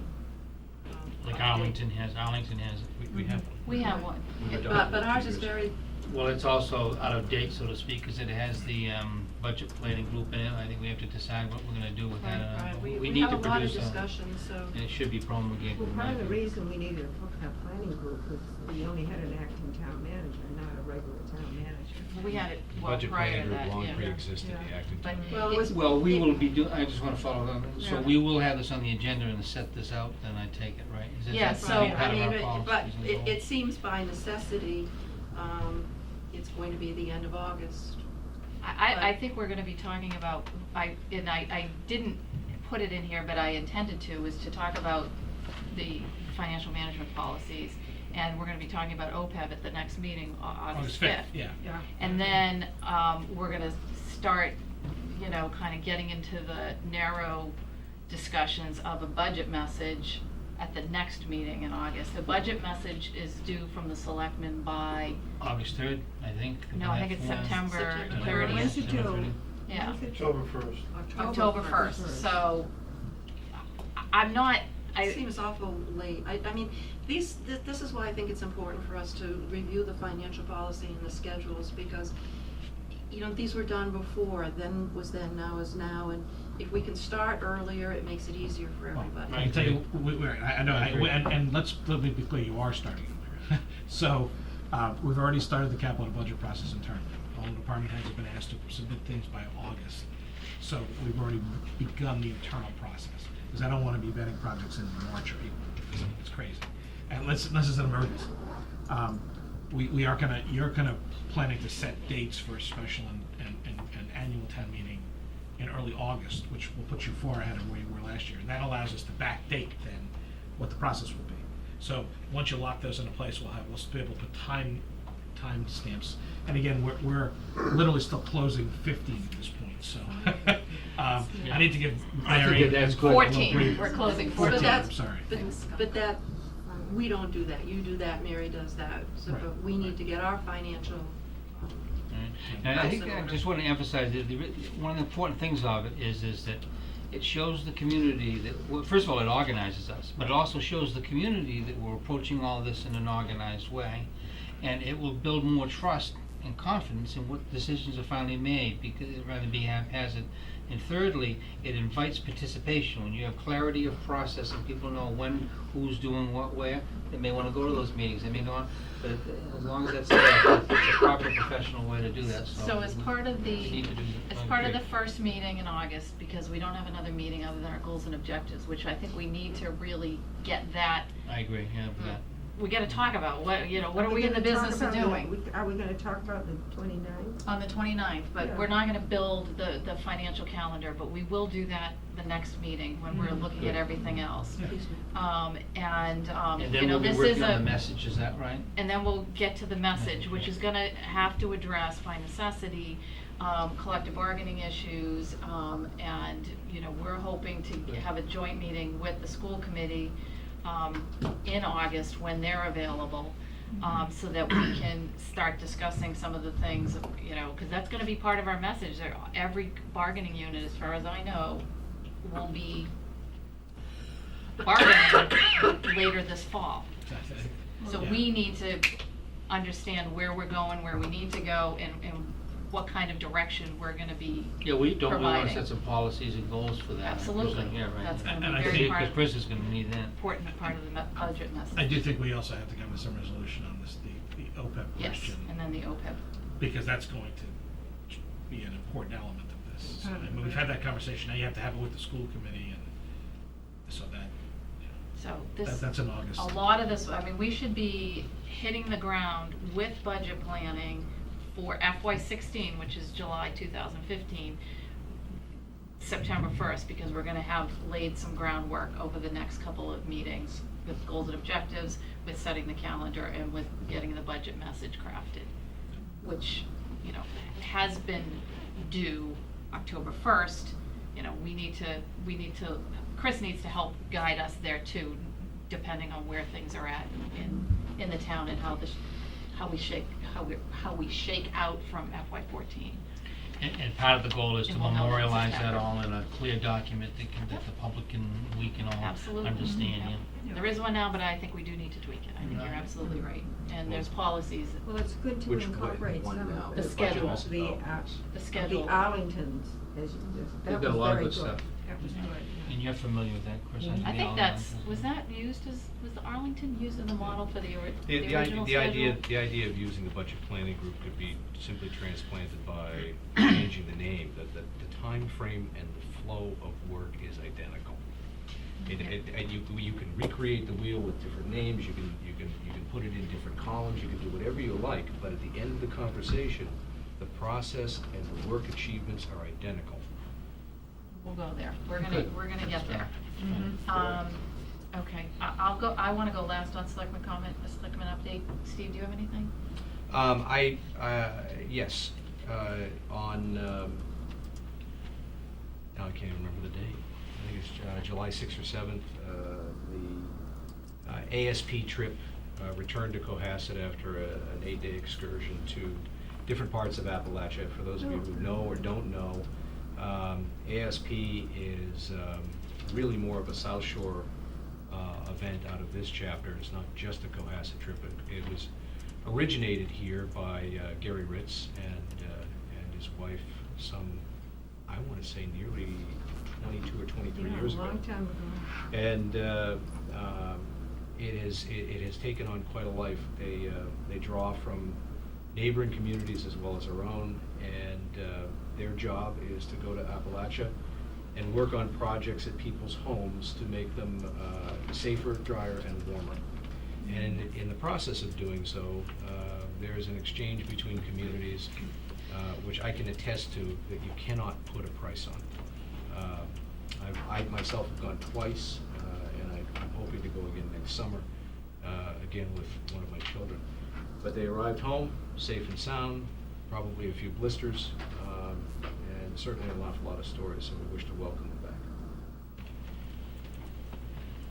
Good. Kevin, anything? I thank the sewer commission, sewer department, Chris has set up a tour to view the facilities, which I did, and others were invited to as well, and I just found it very useful and very informative. We have a very first-class sort of sewer facility. They went through the whole plant, and they explained how the pumping stations work around town, and we went through the entire process from entry to the exit, where the water's as clean as you could drink it. And But nobody ever wants to.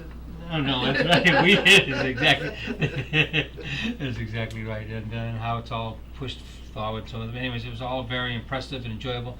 I really enjoyed meeting the employees that work there.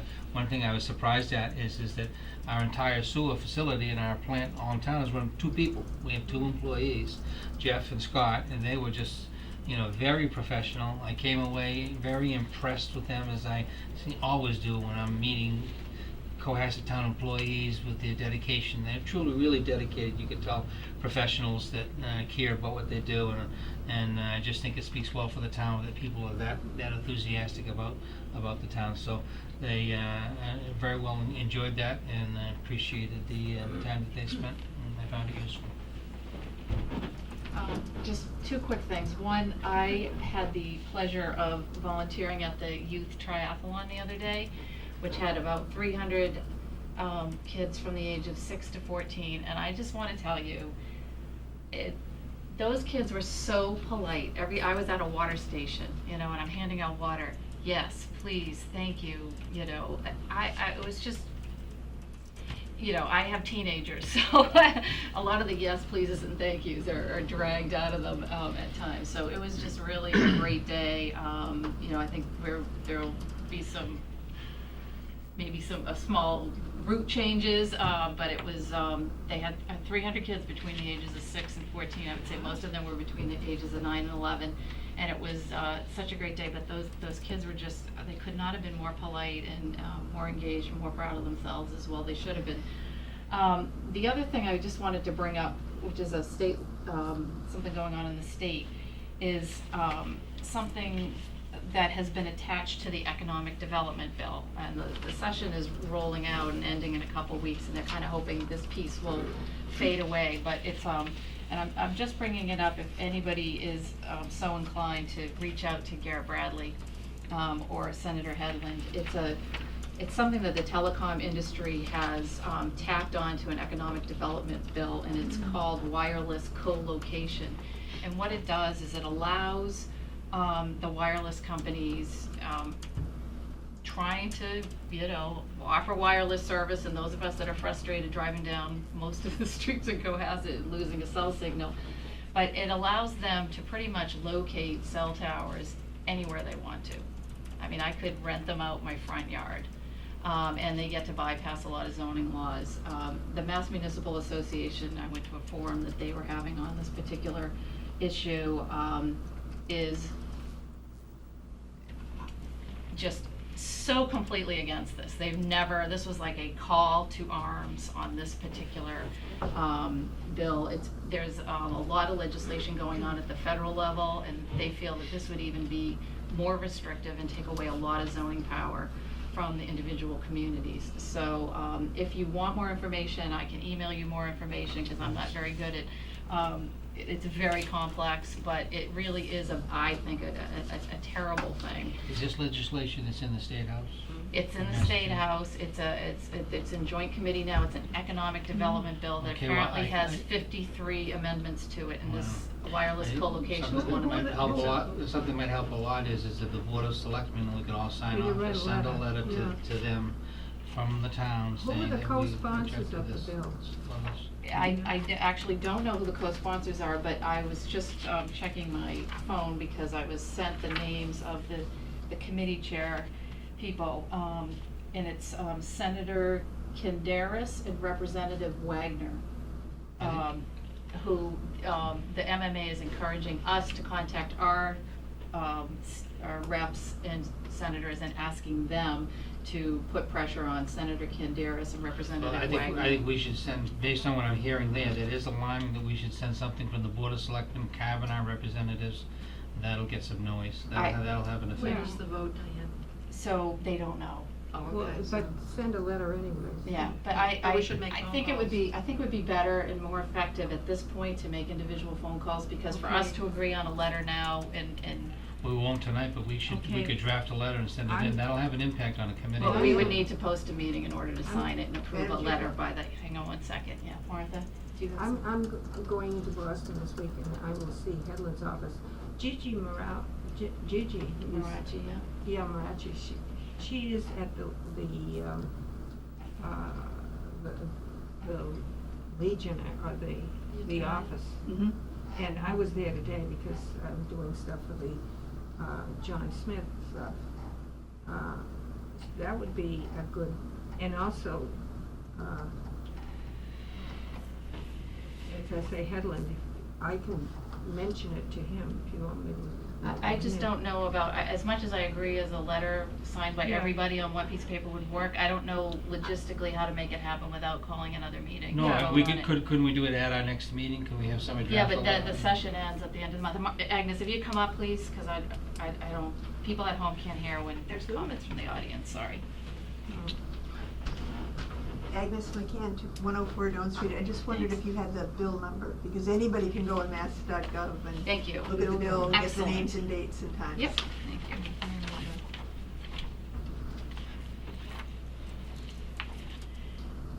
So this is Senate Bill 2183, which is the Economic Development Bill. And, and it's section 74 and 75.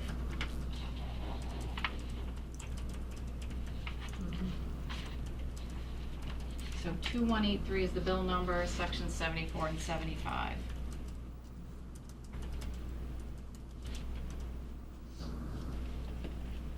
Do you have the House bill? Is there a House bill? Yeah.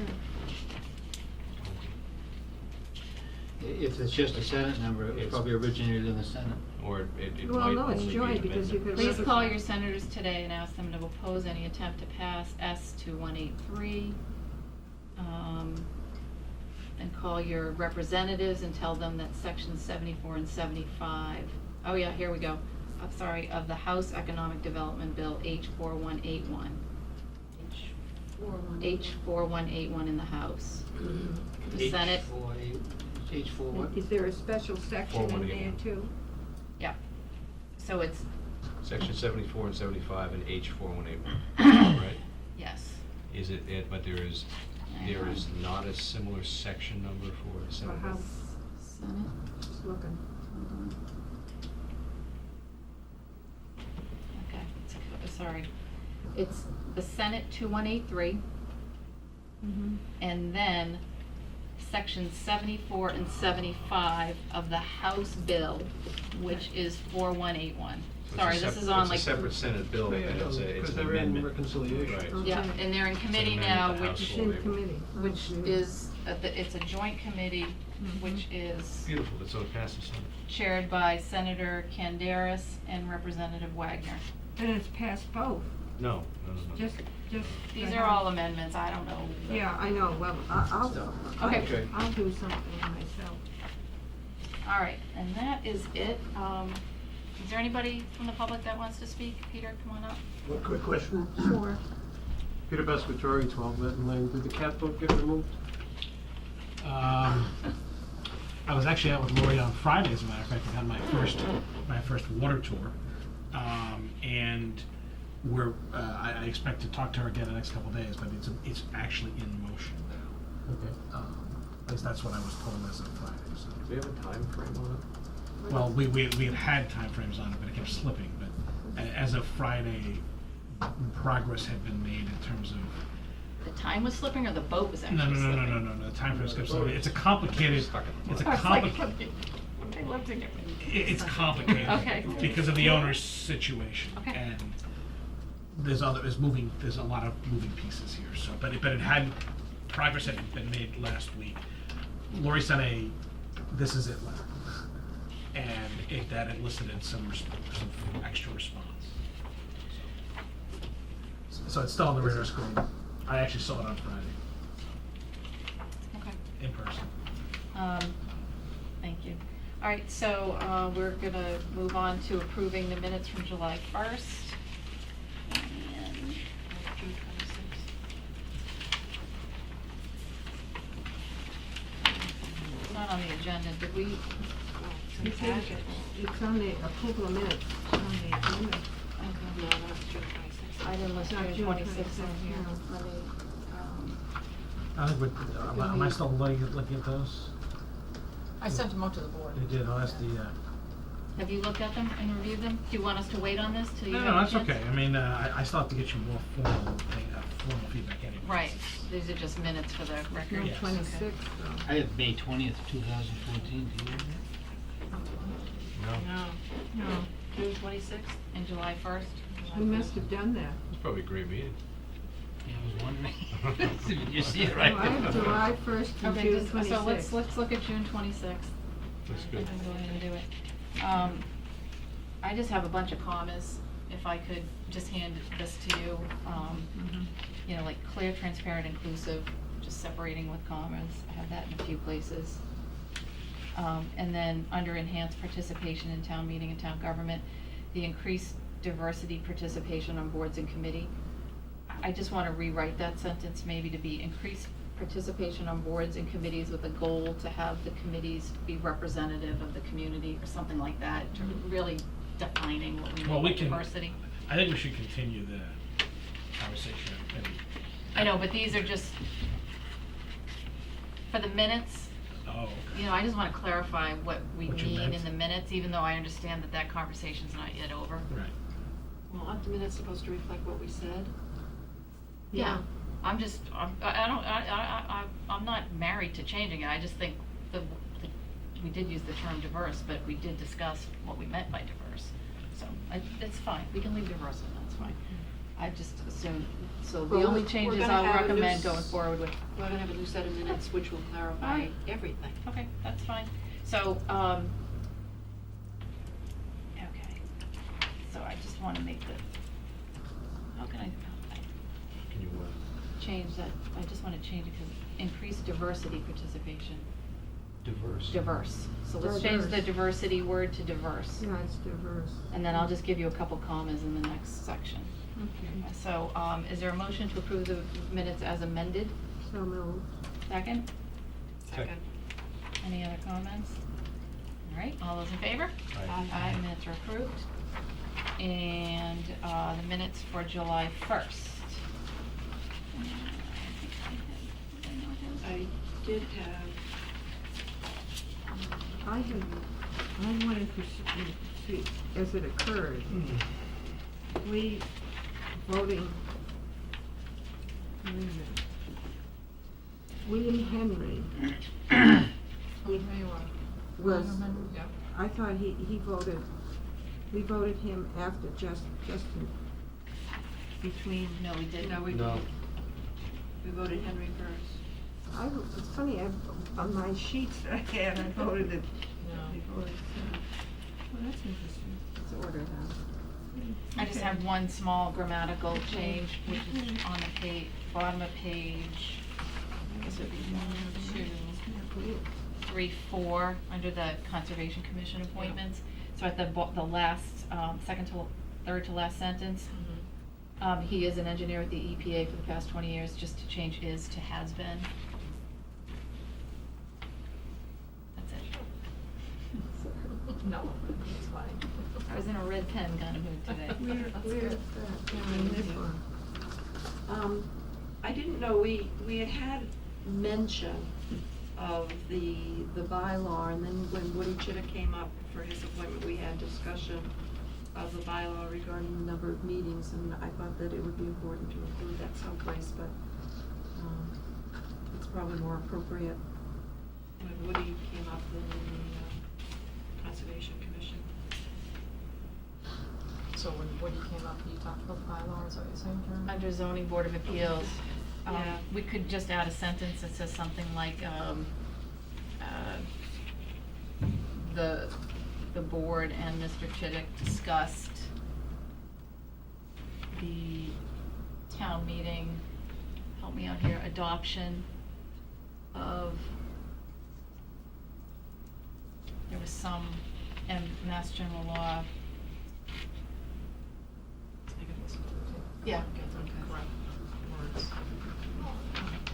And then the only other thing is, Tracy, under the Selectmen update, Yeah. no discharge area is caps and DA. So it's 1, 2, 3, 6th line down, and then again on the 7th line. It's actually a Okay. title. Oh, it is? Yeah. Oh, thank you. Um, All right. And where it has information on the Greenscapes program, Mhm. the reason I gave it to them was that communities that participate in it,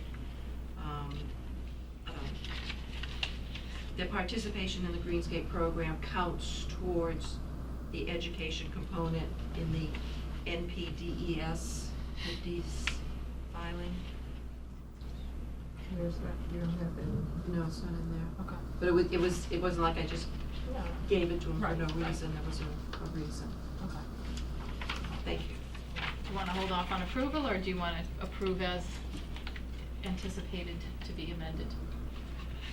And I actually don't think you even have to, listen to the tape, Tracy. I think if we just said, the board, Mr. Chittick discussed town meeting's adoption of MGL blank, which we can find in the town meeting warrant regarding meeting participation. It's just simple That's excellent. statement. Right, very good, Tessa. Right, because we don't do tape, we don't, our minutes aren't word for word. Verbatim, no. Right, but we No. just look No, up I'll that put that that citation, I it'll will. be fine. Okay. So, anybody wanna make a motion to approve the minutes for July 1st as amended? Also move. Second. Okay. Any comments?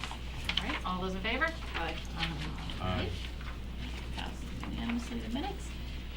And I have no topics not reasonably anticipated by the chairman. Could I add a question? Sure.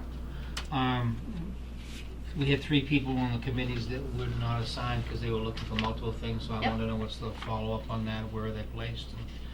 They're And not are they gonna placed- be coming here to talk to us or to be approved for something? and Yep, how's I'm that gonna going? meet with Tracy and Carol, and we're just looking at some of the issues that came up during the appointment process. The bylaws do say that the cable advisory appointments are 1-year appointments, so there's a lot of cleanup. The 3 people in particular, we believe one of them is interested in alternative energy, which the Troika appointments will be taking, Troika will be meeting this Thursday, so they'll be discussing the applications. The other 2, we're gonna see if there's still room on alternative energy and then reach out to them. So I'm in contact with them. So we can, especially since there were multiple committees and they're new people, I think we ought to really make sure we get them placed. They are top of my file Okay, list, good. yes. And we have I two, wanna make sure two we that- got for the cultural committee. We got some. We approved them. The Celine You and did- and you Juliana did, Teriyaki, yeah, yes. yeah. They were all approved. The other committee, I know alternative energy needs, but open space needs some people on it too.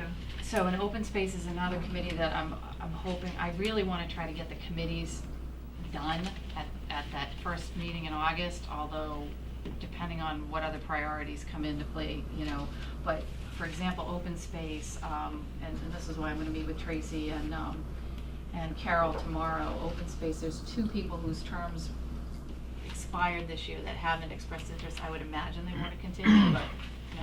Okay, so we need to reach out and figure that all out. Good. So, yes, You could check with them, but that's my. Okay, all right, good. And we'll make sure we reach out to them. Okay, good, and Yeah. you'll let us know. We'll know what Absolutely, I'll that- keep what you those in the 3 loop. people Yeah, are. it's just a lot of mechanics No, I of know people that. reaching It's- out. I just don't want the 3 people to be lost in the shuffle. Neither do Because we I. appreciate, obviously, Yeah. them volunteering. And I've talked, I I had know you very met- lengthy you met with conversations them, with right? each of them, so Yeah, okay, good. I wanna make Just sure so we they're in know. the loop. Good. We will find places for them to contribute. Good, good. Promise, okay. All right, entertain a motion to adjourn. So, Second? second. All right, all those in favor? Aye. Aye, meeting adjourned.